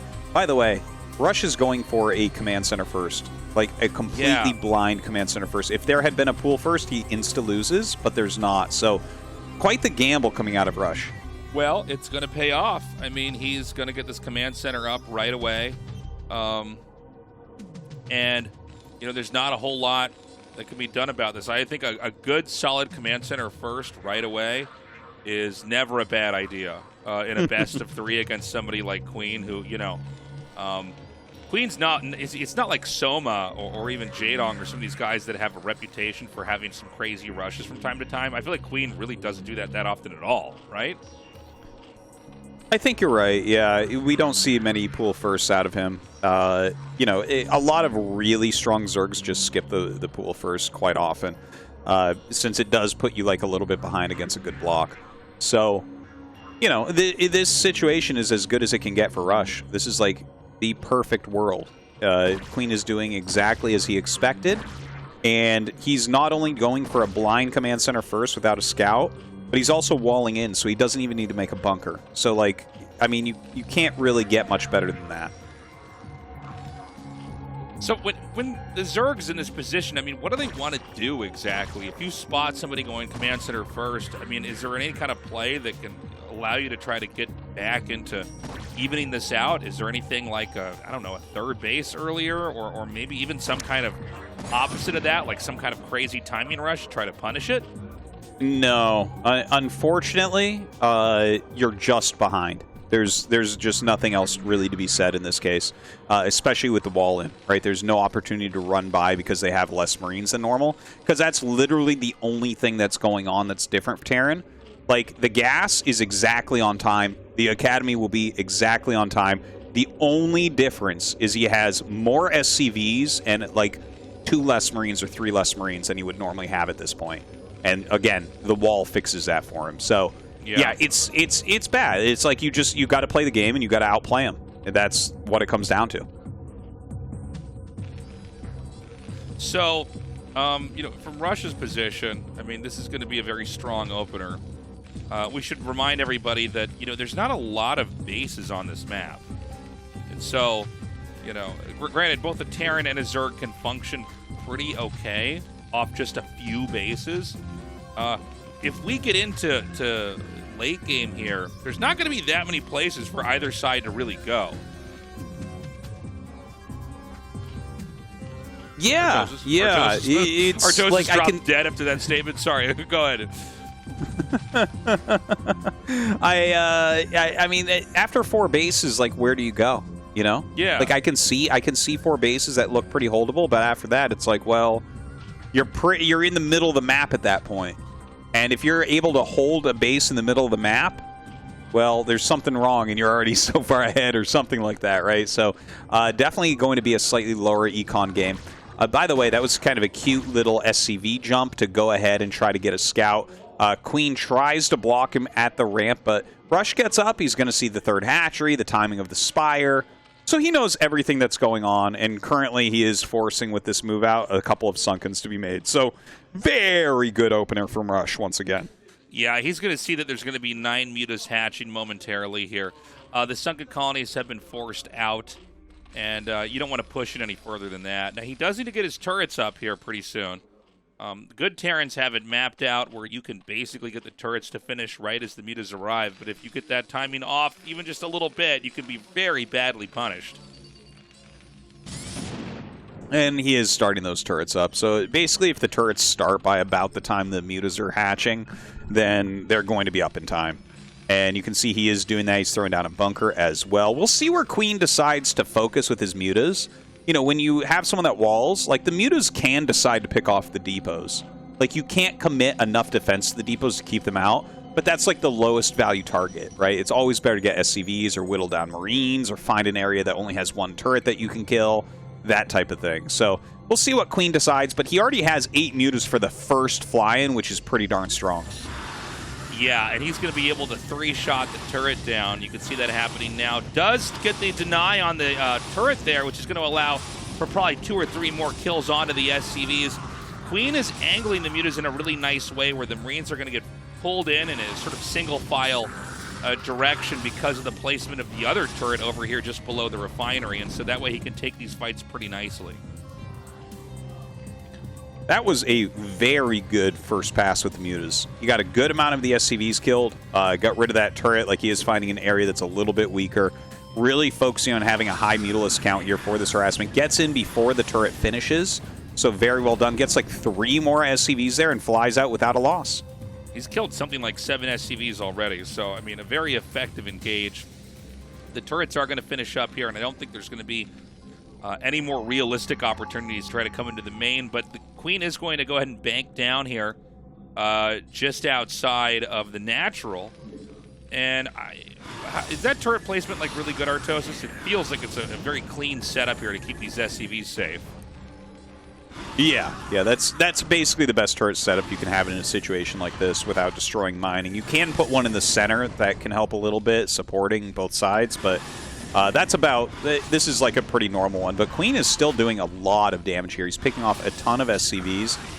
You know, Rush is on 3 barracks, so he doesn't have the same push power that we saw from JYJ's 4 barracks opening, right? The +1 is a little bit slower and everything. So Rush is going to be relying upon his next level of tech. And the factory is about to finish. He's going to get starports up. And we'll see. Does he want to go Valkyrie, or does he want to go ahead and get directly into science vessels? Got that infantry coming out now, hitting some more of these mutas now. You got to be careful on these bridges, by the way, because if Marines get kind of pulled away to one of the stray bridges where they're not with the group, then the mutas can take them out. Queen is generating threats of a possible counterattack. Is he going to actually commit? There is a bunker. We saw Rush unload that just for a second so that he could stim and put him back in. But I got to say, Queen is doing a great job controlling this. He's really not losing Mutalisks. Kind of misclicked there for a second, but other than that, doing a lot of damage. He's utilizing the terrain really well, and he's microing really, really well here. Great decision-making on the Mutalisks. Queen is completely warmed up at this point, man. Like, he is putting out high-quality play right now. Hive is almost done, which means Defilers are just around the corner. So far, Rush hasn't really been able to do much of anything, honestly, on the map. I mean, he's basically been stuck back at home trying to put out fires. And he's going to have to continue to do that because here comes Queen once again. Rush, like, he has to actually go back and deal with these mutas because lurkers are hatching. So he has no opportunity to force the mutas to follow his Marines and medics anymore. Right? Like, that's oftentimes we were talking about how a good offense is the best defense a lot of the time. But when lurkers come out, the mutas just stay on your side and harass you. So Rush needs to be careful about that. Now, Queen looks like he's still thinking about messing with this Bioforce. Honestly, I just want to see him counterattack. Yeah, I think the counterattack is a much better move. The problem, though, for the counterattack is that this third base isn't your typical Zerg third base where you have just a simple ramp to defend it with maybe 2 or 3 lurkers stacked on top of each other. This is kind of an open area, which means it can really get clobbered by a lot of Marines and medics coming up here. He's going to scan. Now, this is enough lurkers that you just can't get in here if they burrow correctly, and they do. But, yeah, I get what you're saying, though, Tastosis. Maybe a counterattack would have been a better play, but I just feel like he's got to keep that third base alive. Yeah, it's, burrow your lurkers, okay? But you don't need the mutas there. Yeah, like, you can leave a few lings there, that's fine. But I do want to see the mutas still being utilized as best as possible. I mean, it's good to keep a few alive for anti-drop later on and everything, but just injuring Rush in any way right now is really, really nice. Yeah, Rush is starting to get a pretty intimidating army. You know, one thing about ZBT is both sides kind of have these glass cannon-y armies. And so, you know, if either side miscontrols, everything just disappears. Looks like Queen is still confident he can push further forward. Oh, I see. He's going to put 3 lurkers there, and basically that way Terran can never engage with that part of the map ever again. Very cool. That's funny. Yeah, I guess he could go way down to the bottom and try to go around, but that takes so long, I don't think it's worthwhile. That's so cute that's how you would defend your third base. Like, that didn't even occur to me, but it makes sense. The same thing. I was just saying earlier, like, well, that's not a place you can defend with just, like, 2 or 3 lurkers. Then I see you just put it all the way out there, and it's like, oh, yeah, I guess that's fine. Yeah, okay. Yeah, you can definitely defend that with 2 or 3 lurkers. And that's exactly what he's doing. Now, the Defilers are out. It's very heavy lurker ling right now. Some good irradiates on those first couple Defilers. The Darkstorms go down. Not that he really needs them there, just kind of a reaction your hand's playing for you. But this is turning into a pretty standard macro game. Now, I think Queen got here. Well, the opener was better for Rush, but I think Queen has played better since then. So this is pretty even, I think. I'm very excited to see how this goes down. Yeah, the mutas are just continuing to skim around the edges here. They've got +1 air attack, by the way. The 4th base is being taken as well. Now, the 4th base in ZVT is always important because when you get a 4th base with a 4th gas, then you can afford Ultralisks. That's when when Ultralisks come into the game en masse, that's when it's no longer the Terran trying to be careful, or the Zerg, excuse me, trying to be careful around the Terran. Oh my God, what is he doing? Instead, it's a situation where you can actually the Zerg can come in there and smash the Terran, and the Terran has to start to play very defensive and crafty. Now, this is kind of interesting, right? This is the 4th base that Queen is taking, but it makes sense, right? He's got the ramp, so it's actually really easy to hold. Those were actually, I guess I misread the way the map would be played, but this makes a lot more sense the way that you see the map get cut up where Rush is holding those bridges. You can't really get across there, but Queen now has his 4th base going up, so that's going to be an issue. Damn, he forces a cancel there. And even going for the factory, right when the factory was added, you know, making an add-on over here. And there's not enough Marines to fight this. I'm kind of surprised to even see Rush send this over here. He can actually probably kill this factory. Meanwhile, about 7 vessels over here. They can easily irradiate everything in this position. We're going to need to see more lurkers and probably a lot more lings and everything else to try to defend this high ground base. Well, he is switching into that same composition I was beginning to talk about in the JYJ match, Hydra Lurker Defiler, which is super, super strong. You see Rush trying to come over the bridge, but a big play goes down, he has to back up. Honestly, you can't attack over these bridges. It's just not doable. Like, maybe Dark Swarm pushes could work, but you see that as soon as he went over there, he lost a huge chunk of his army. He ate a gigantic plague.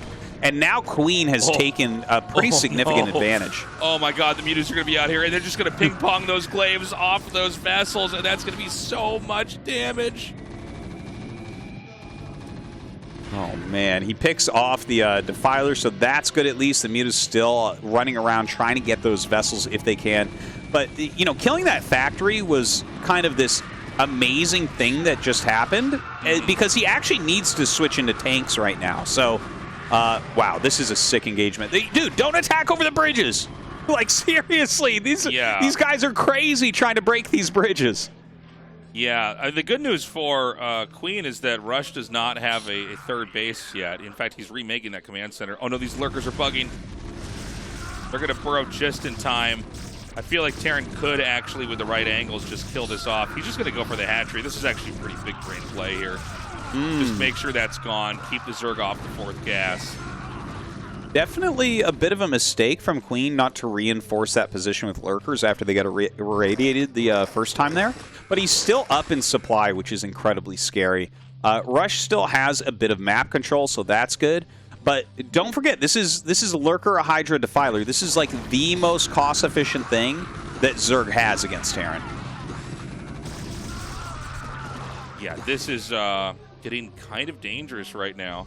The 3rd base is going to land, but, you know, there's not solid defense here. It does seem like Queen is very comfortable going over these bridges, Artosis, I got to say.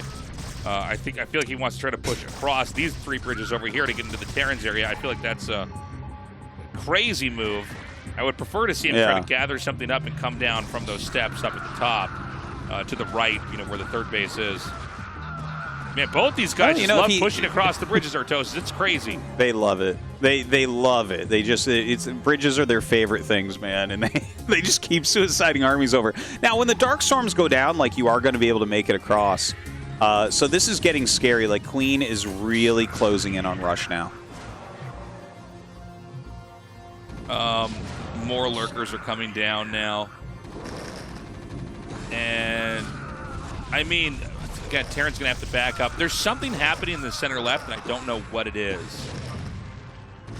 Okay, it's 2 Marines. They're killing all the drones. Yeah, that's pretty bad. Like, he loses 4 or 5 drones over there. That is going to hurt his economy quite a bit. But Queen is making it over the bridge now, and he's got enough energy here for another Dark Swarm. This game is lost for Rush. He's got nothing really left over here. He's going to lose his 3rd base once again. Like, we are so far into the game to not have a 3rd base for Terran that's up and mining. Yeah. He's not going to be able to continue to produce. He's down 40 supply. You know, it is just a bad situation for Terran. Yeah, I got to say, Rush is, you know, he put up a good fight, but Queen has really known how to handle this game from start to finish. And I would say shortly here, we're probably going to be going into game 3. You can see these Mutas can just take down all the rest of the vessels. GG, Queen takes game 1. That means he's just 1 more win away from going on and having us have 1 more Zerg in the round of 8. That was really masterfully played by Queen. You know, Rush had a perfect opening, and then Queen just kind of outplayed him. His Mutalisks were amazing. His timing on everything was good. His finishing of going Hydra Lurker Defiler, you know, that is a composition that I haven't gotten to fully talk about it yet because JYJ smashed him when he was trying to go for it, and then he smashed Rush, and it was just kind of like there wasn't long enough to really dive into how crazy that unit set can be. But you could see, like, he got up into it without being behind, and Rush just, he folded, right? Like, he got crushed like a tin can. There was just, he couldn't hold any positions, he couldn't push anywhere, and between Darkstorm and Plague, Queen dominated. Well, we're now going to go to Heartbreak Ridge for game number 2 here. Again, Rush, multiple ASL finals in the past, might not even see the round of 8. And I was getting pretty used to seeing him around there season after season. So he's going to have to fight back to even this out. And then if we do go to that game 3, it'll be on Retro.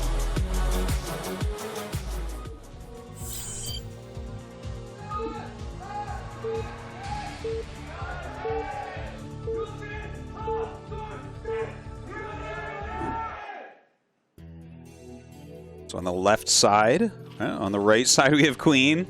On the left we have Rush. Heartbreak Ridge, like, I mean, this is one of the better maps to play a technical opening for Terran vs. Zerg. So I wouldn't be surprised if we do see him go factory first.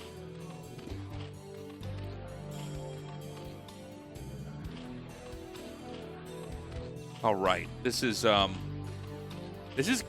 know, we talked about how there's been so many upsets and plot twists in this ASL, but it is crazy.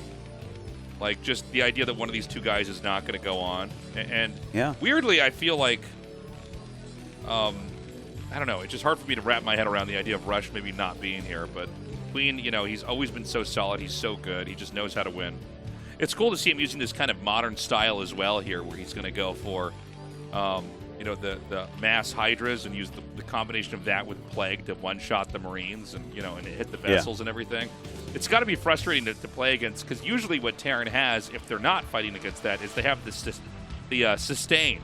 You know, they stim, they have the medics, and they can kind of, you know, do this damage spike that causes them to win the fight. But then the Zerg turns that on its head with the Plague and the one-shot into the Marines, where suddenly they need to flee and they need to get to tanks with siege mode. Exactly. And if you can't do that, the Zerg will overwhelm you. You have to be really far ahead to be able to kill that composition. It just doesn't die because it's so defiler based and you have those lurkers, so like positions just can't be broken. And then the cost efficiency of the Plague Hydra that you were talking about is insane. So that is a very tough one to play against. I'm not surprised to see Queen trying to utilize that like consistently here. And I wouldn't be surprised if he just does that again as well, because, you know, it's something right now that no one has a great answer to. Like, I got to tell you, personally, for me, I lose to it literally every time I hit it on the ladder right now. Is that right? I've talked to pro gamers. Yeah, literally every time. People hundreds of MMR lower than me beat me with it, because you cannot kill them. And it's tough. The pro gamers that I've talked to have basically said you just kind of have to make 3 factory siege tanks, and you have to grind them out. Like, you have to. It's like a long, drawn-out process to beat that. Yeah, it's a weird thing when people start to do these different styles.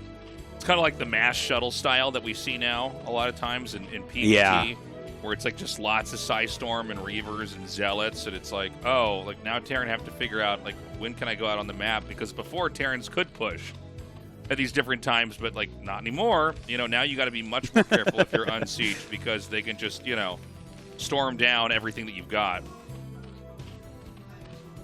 Well, you know, we did have those couple weeks of the Valkyrie build, so that was a good time. But yeah, these meta shifts definitely make StarCraft 1 remain very, very interesting as people try to figure out what to do. As far as this game, like, these are really, really standard openers that we see on both sides. It looks like a 2 Barracks Academy rush from Rush, and then Queen probably just going to go up into 2 Hatchery Muta. So, I mean, that's what I want to see out of these two. I want to see, like, these more standard builds go at it and see if maybe Rush can do a better job defending the Mutas this game. Yeah, and I think he can. We've got an Academy now coming down here for Rush. A lot of the same ideas we saw in the previous game here. Only this time it's not a fast command center. 3rd Hatchery is going to be made up there.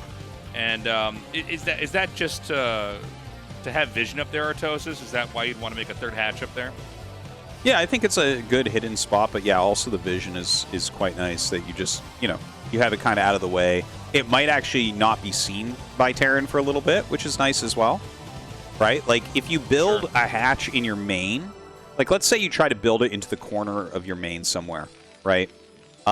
When they scan your main hatchery, they'll probably see the creep trying to connect, right? And then they're like, oh, there's the other hatchery. Here on the high ground, the creep won't jump. So you actually, like, when you scan the natural or when you scan the main, it's very likely you just won't have any idea. You might be like, oh, maybe he has a 3rd base. Yeah, sure.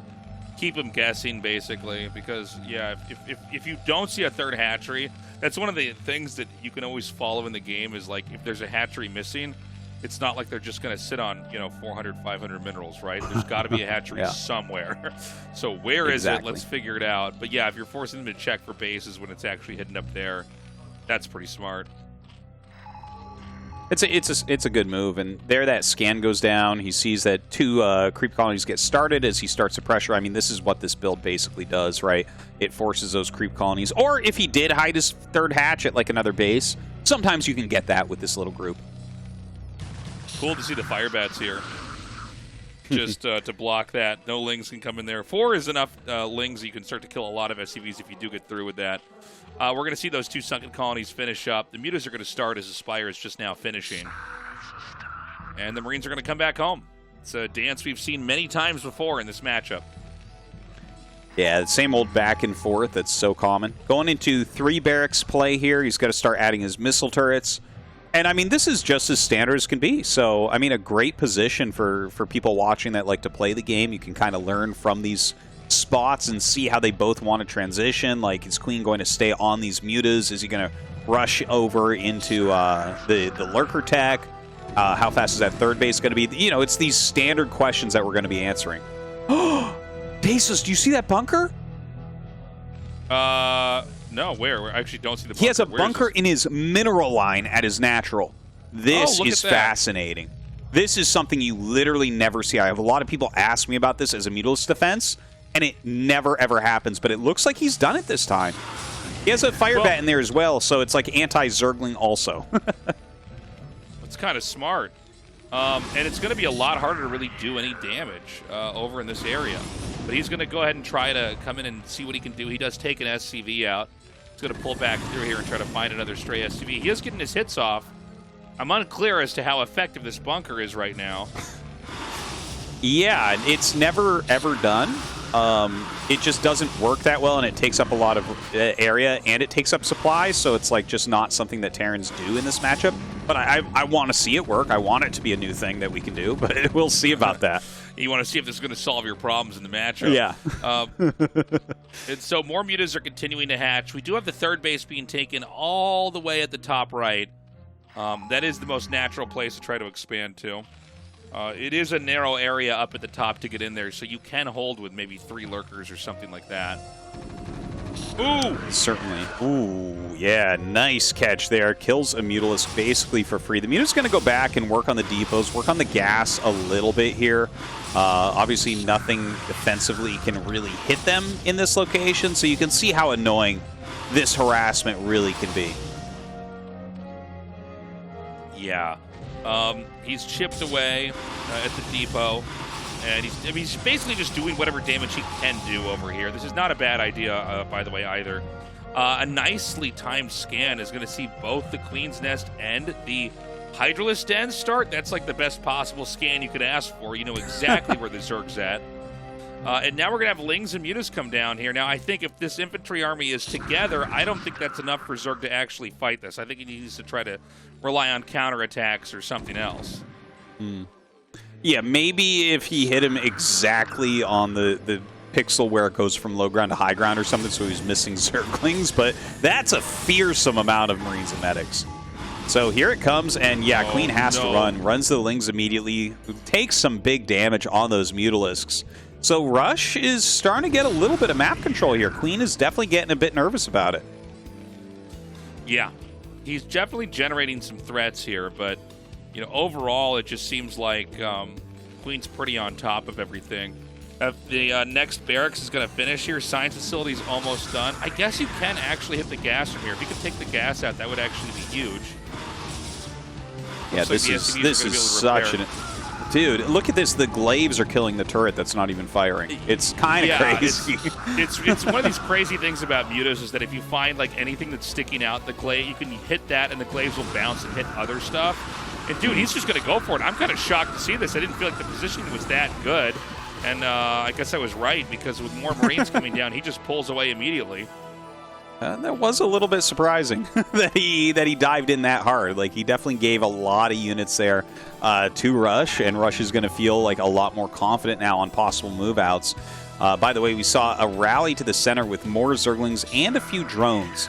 So you see that Queen is taking this really forward position, but I don't think he's going to be able to keep it because a Radiate's already on the way. So, you know, in the next minute or so, we're going to have a Radiates coming and hitting these mutas, and that's where Rush should be able to take control of this game for a little bit. So, I mean, there's still threats to the point where Zerg is probably, or I'm sorry, Terran, excuse me, is probably a little bit uncomfortable trying to go all the way across the map, but we got to point out that, you know, the Defiler Mount has started. So we are almost to the Dark Swarm finish line here. where the consume upgrade is going to be done, and you can just start to mass that out. And a lot of times Terran try to have one more big push to come out. By the way, taking out the gas again, super nice play, very annoying to deal with, and not exactly a recoverable spot for just yet. But yeah, I mean, this is going to be tough. If Terran can't do any real damage now, we're just going to go into a long and drawn-out ZBT. Well, I don't see a way that he can really get damage. I'm not sure exactly what is defensively up at the third base, but definitely the natural doesn't look breakable. Okay, he is morphing like 3. Oh, no, that's not 3 lurkers. He actually, oh my god, he irradiated both of those lurkers. I thought they were stacked, but it looks like they were slightly off. And now trying to break through. He goes ahead, kills a lurker there. The mutas are starting to fall. There's another flank of Marines coming in, and Rush may be able to break through. Dude, he's so barely about to break through. The Nidus is done. There's like a sunken colony. It's so low. The mutas are going to try to draw fire. The egg clicking's got to be careful. You can see the egg. It's crazy what you can do with an egg in that position. But I think this is the tipping point. I think he actually got in here and basically killed Queen off. We're going to go to game 3, Artosis. Yeah, very, very nice. Some more lurkers hatch, but he's going to target those down, barely losing anything. And as all the lurkers have died, all the mutas have died, a lot of the drones are gone, and Rush continues to rally up with more Marines. This does not look like any sort of position that anyone, even Queen, can come back from. Yeah, although he somehow is still sort of almost alive right now. I think with the next wave of Marines, there's no way to recover, right? I mean, they're just going to keep parading forward here, and especially without sunken colonies and mutas here to help try to defend, it's just not going to work. Yeah, how do you hold on? Like, even that third, like, look, he irradiates one. Okay, has to pull back there for a second, but throwing the irradiates down, you're not even going to have defense at your third base. You're kind of stretched too thin. The Nidus was killed. This Defiler tries to run forward. He will throw down a Dark Swarm, so, like, a more forward defense. But now Rush can just rotate up very easily to kill the third base. Oh, you can see he's trying to get that Nidus up in time here. The Marines are so close. Keep in mind, Niduses can be killed really quickly over here. And he just kills that off before anything can come through here. GG. Game 2 goes to Rush, and we're now going to be going on to our third map. Oh, man. So Rush still in it. You can see he is a bit stressed about this. Queen disappointed in that game. I felt like he was playing pretty well, but like that attack he did into the natural didn't feel like it made a lot of sense. You were saying that before it occurred, and yeah, it felt like he lost those extra units that he needed to hold on against the counterattack. Man, Queen looks very perturbed right now. I mean, it's crazy that one of these two guys is going to get knocked out. They're producing very good games. Who do you think takes this in Game 3, Artosis? Oh, I got to tell you, I feel like Queen is playing a bit better today than Rush. I think it is like a really close match overall and could go either way, but like it feels like Queen is in slightly more control than Rush is in general. Like Queen, I think he did a lot of great things that game, and he was barely broken. Barely. Yeah. If he holds there, the game really goes into his favor, I think. All right, man. Well, let's do it. We're going to go to Retro for the final game of the evening. It's been a hell of a night. It's been a marathon, by the way. This has been a crazy long evening. I'm loving it, though. Queen versus Rush. I don't know who to root for.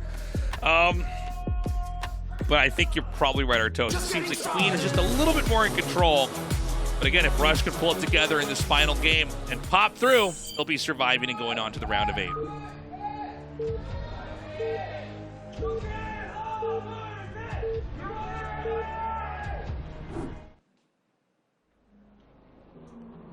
All right, in the top left of Retro, we have Queen. And in the bottom right, we have Rush. So very far apart from each other on this 4-player map. Very excited to see what type of openers that we get out of these two. Like, is it time for a BBS? Is it time for a pool first? Right? Like, is Queen just going to play completely normally here and try to outplay Rush? It's hard to say. We've talked about the fact that this is a map that kind of keeps it simple. There's not a lot of bases. And I know that was also true in like map 1 as well. But really just, you know, for a 4-player map, They kind the beauty is in the simplicity of the map, you know. Anyways, this should be a very fun final game. Let's not forget that Rush opened up with Command Center first in Game 1. Is there a possibility of him doing it here in Game 2? Let's find out. That would be wild, actually. If he does 2 blind Command Center first, that would be certainly not something I would expect. Maybe not something Queen would expect either. But it is a possibility, and it doesn't look like Queen is going to be going for, any sort of pool first build. It seems like Queen is pretty confident in himself just playing regular macro games. But no, it's just going to be like a soft wall in there, basically. It's got a little hole that units can get through, but it will stop the Zerglings from getting any sort of good surface area if he gets rushed. And we're going to have a hatch first here for Queen. So a bit of a slow start here. We don't have any gas taken just yet for Rush either. So looks like this is probably going to be an expansion coming down here in just a little bit.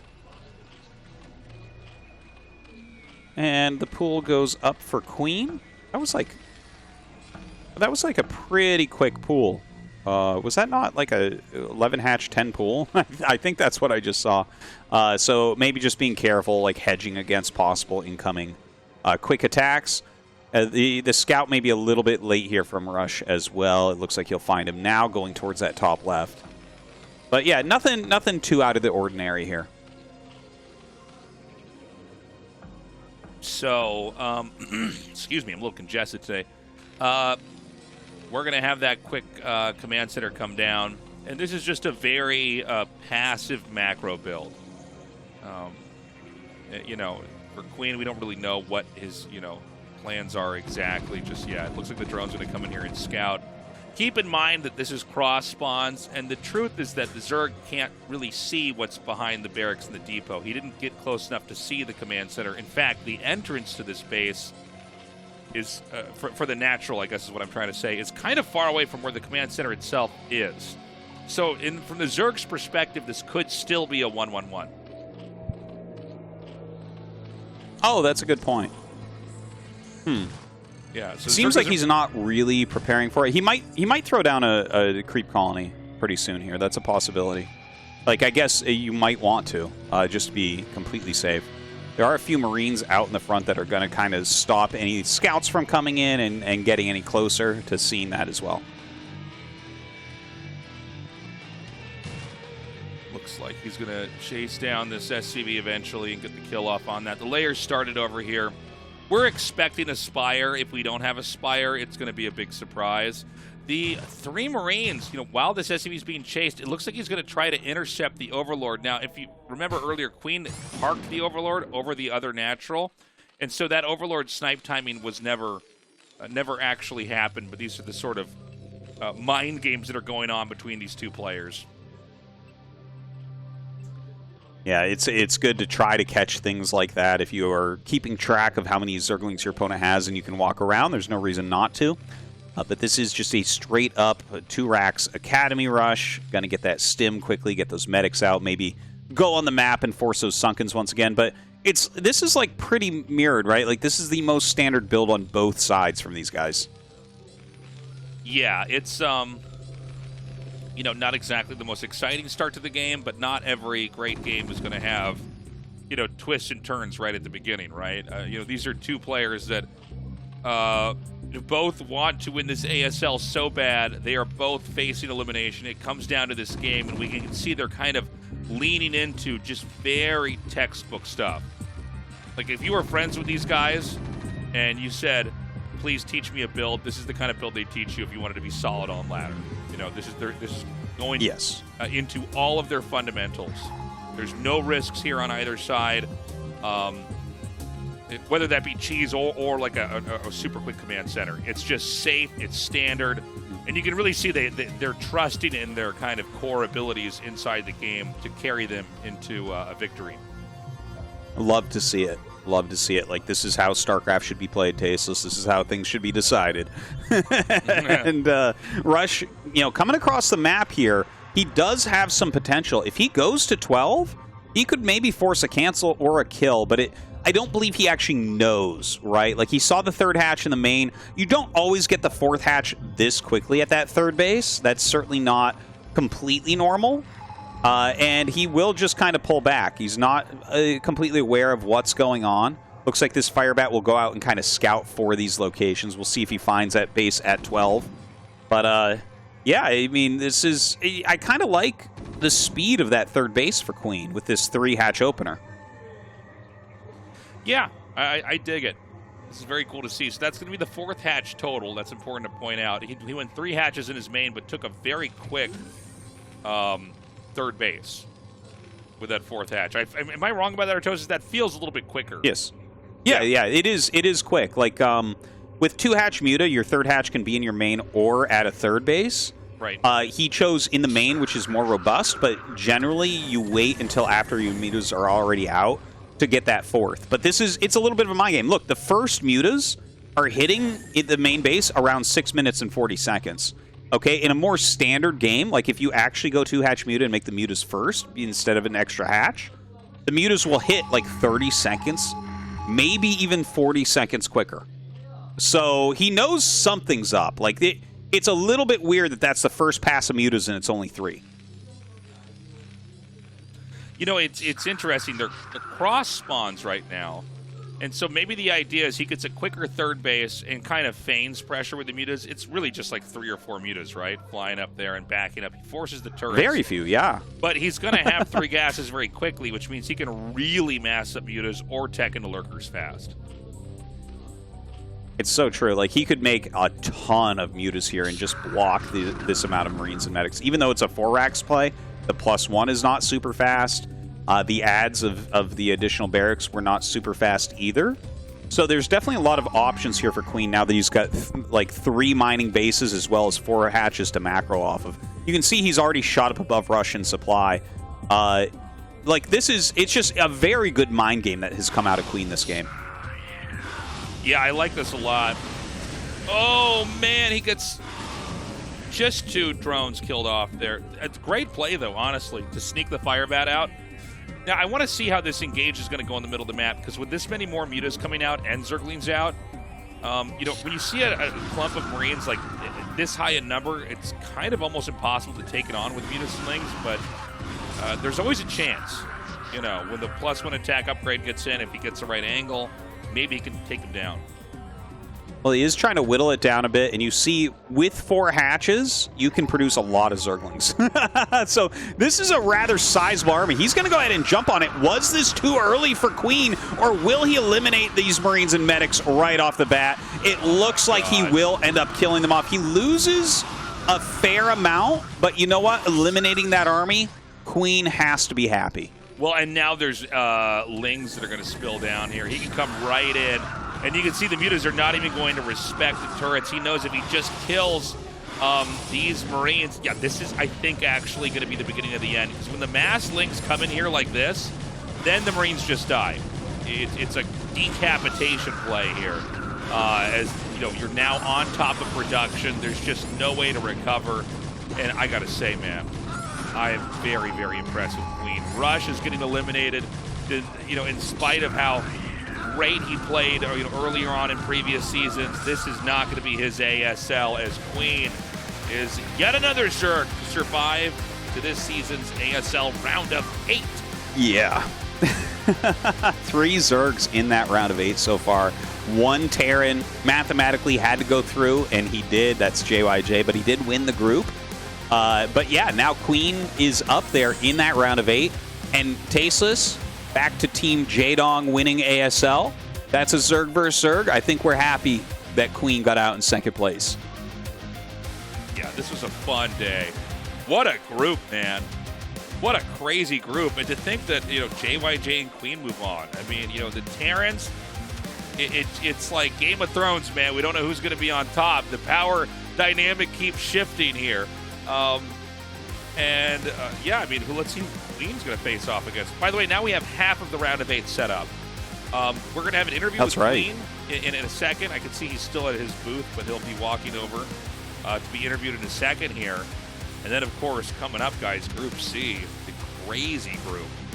the strongest group of the round of 8. It's just around the Ooh, corner. yeah, Group C. I'm really nervous about Group C, Tasteless. If Light doesn't make it out, that's like my midlife crisis. That's going to be a real issue for me, Tasteless, at that point. I'm going to be feeling very bad about my race.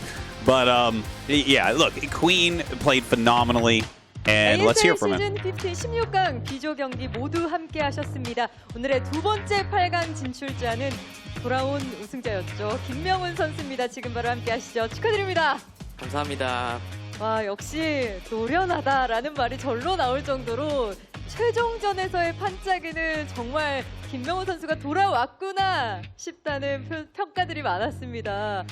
이런 김명훈 선수가 2년 만에 8강 라인업에 합류했다는 게 참 믿기지가 않는데요. 정말 오랜만입니다. 8강 진출 소감 어떠신가요? 생각보다 8강 가는 게 진짜 너무 오래 걸렸는데 그래도 이렇게 8강 올라가서 너무 기뻐요. 김명훈 선수가 조지명식에서부터 짜놓은 반짝이가 16강 경기에서까지 통하지 않았나 싶은 생각이 들 정도로 오늘 김명훈 선수의 경기는 정말 물 흐르듯 6번의 테란전을 펼치셨거든요, 오늘. 근데 정영재 선수에게 유일하게 한 번 패배를 하셨습니다. 근데 첫 경기의 패배가 오히려 좋은 약이 되지 않았을까 싶을 정도로 이후의 테란전은 정말 스무스하게 매끄럽게 풀어나가시더라고요. 정영재 선수의 경기 좀 뭐가 아쉬우셨나요? 그때는 제가 원래 준비해온 게 있었거든요. 근데 시작하기 전에 레더로 손풀기를 하는데 영재를 만난 거예요. 그거를 모르고 저는 안 숨기고 썼는데 하필 끝나고 보니까 영재였더라고요. 그래서 좀 즉흥적으로 바꾼 게 너무 말렸던 것 같아요. 심리전에서 이 경기 전 몸풀기에서 살짝 전략이 노출이 돼버렸군요. 이래서 평소에 숨겼는데 꼭꼭 숨겼는데 오늘 들켜버려가지고 당황을 했어요. 오히려 그러면 그때 당황해서 심리적으로 말릴 수도 있었는데 잘 컨트롤 하신 거네요, 오히려. 네, 쉬는 시간에 원래 중계를 봤거든요. 근데 철구님 중계를 봤는데 뮤탈 컨트롤이 허윤님보다 못하다는 그런 평을 하고 있어가지고 진짜 너무 자존심이 많이 상하셨어요? 네, 큰일 났다 싶어가지고 그때부터 정신을 차리지 않았나 싶어요. 철구님의 아주 쓴 조언이 김명훈 선수의 뮤컨을 살아나게 했네요. 최종전에서 보여준 김명훈 선수의 뮤컨은 정말 놀라웠거든요. 네, 그때 그 이후로 덕분에 살아난 것 같아가지고 결과적으로 고맙네요. 유영진 선수의 최종전 이야기를 좀 해보면 첫 번째 세트는 유영진 선수가 생더블을 했습니다.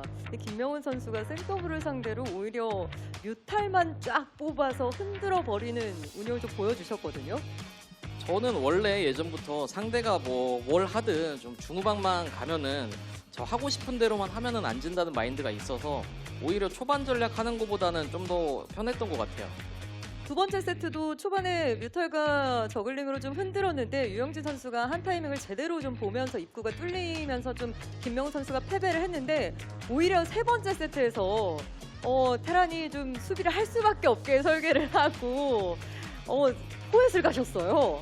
네, 원래는 저도 좀 착각을 했는데 메딕을 원래 하나밖에 못 봤거든요. 근데 두 개가 오고 있어가지고 급하게 부랴부랴 저글링을 찍고 그랬는데 솔직히 들어왔으면 졌을 것 같은데 유영진 선수가 저를 좀 높게 평가해줬는지 안 들어오더라고요. 당연히 데뷔를 했거니 생각을 했던 것 같아요. 그래서 그 덕분에 심리전이 잘 먹혔던 것 같아요.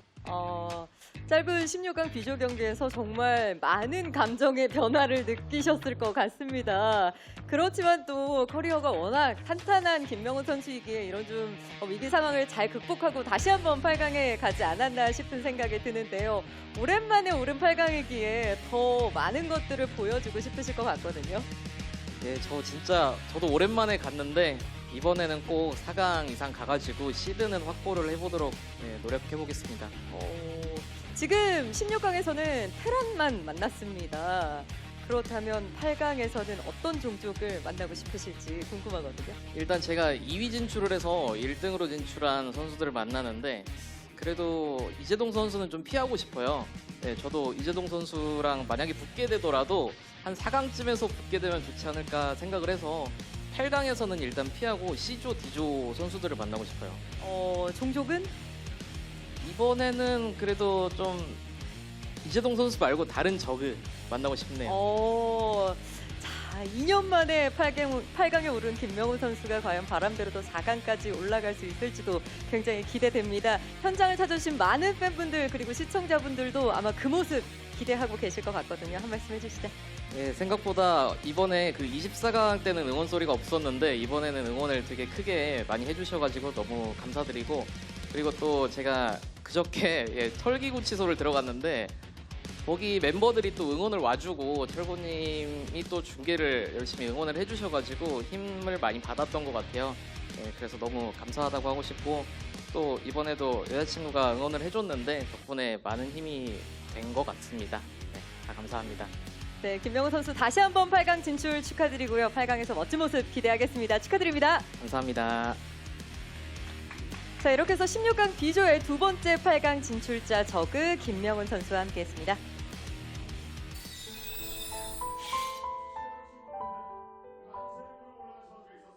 Well, there you have it, guys. Group B is done and dusted. Queen and JYJ move on. JYJ, I feel like, I mean, obviously Rush getting eliminated is a huge story, but JYJ playing this well in a group this tough, that's really exciting. He did fantastically. A lot of people have thought he was the next Terran in line, even ahead of Royal, to have a really great finish. But, you know, with Royal out, Rush out, him being the only Terran through to the next round so far in the round of 8, like, this is maybe a season that's going to go well for him. Especially with the amount of Zergs, right? You saw how strong his macro TVZ is. It's been that strong for, like, a year and a half. And I think if he gets the right road through this bracket, he might be able to do it, Tasteless. Could be. We could have another, you know, kind of amazing Cinderella story moment for another Terran player. It could be wild, man. Group C, guys. It's what we call justice. Sulky, Best, Snow, and Light.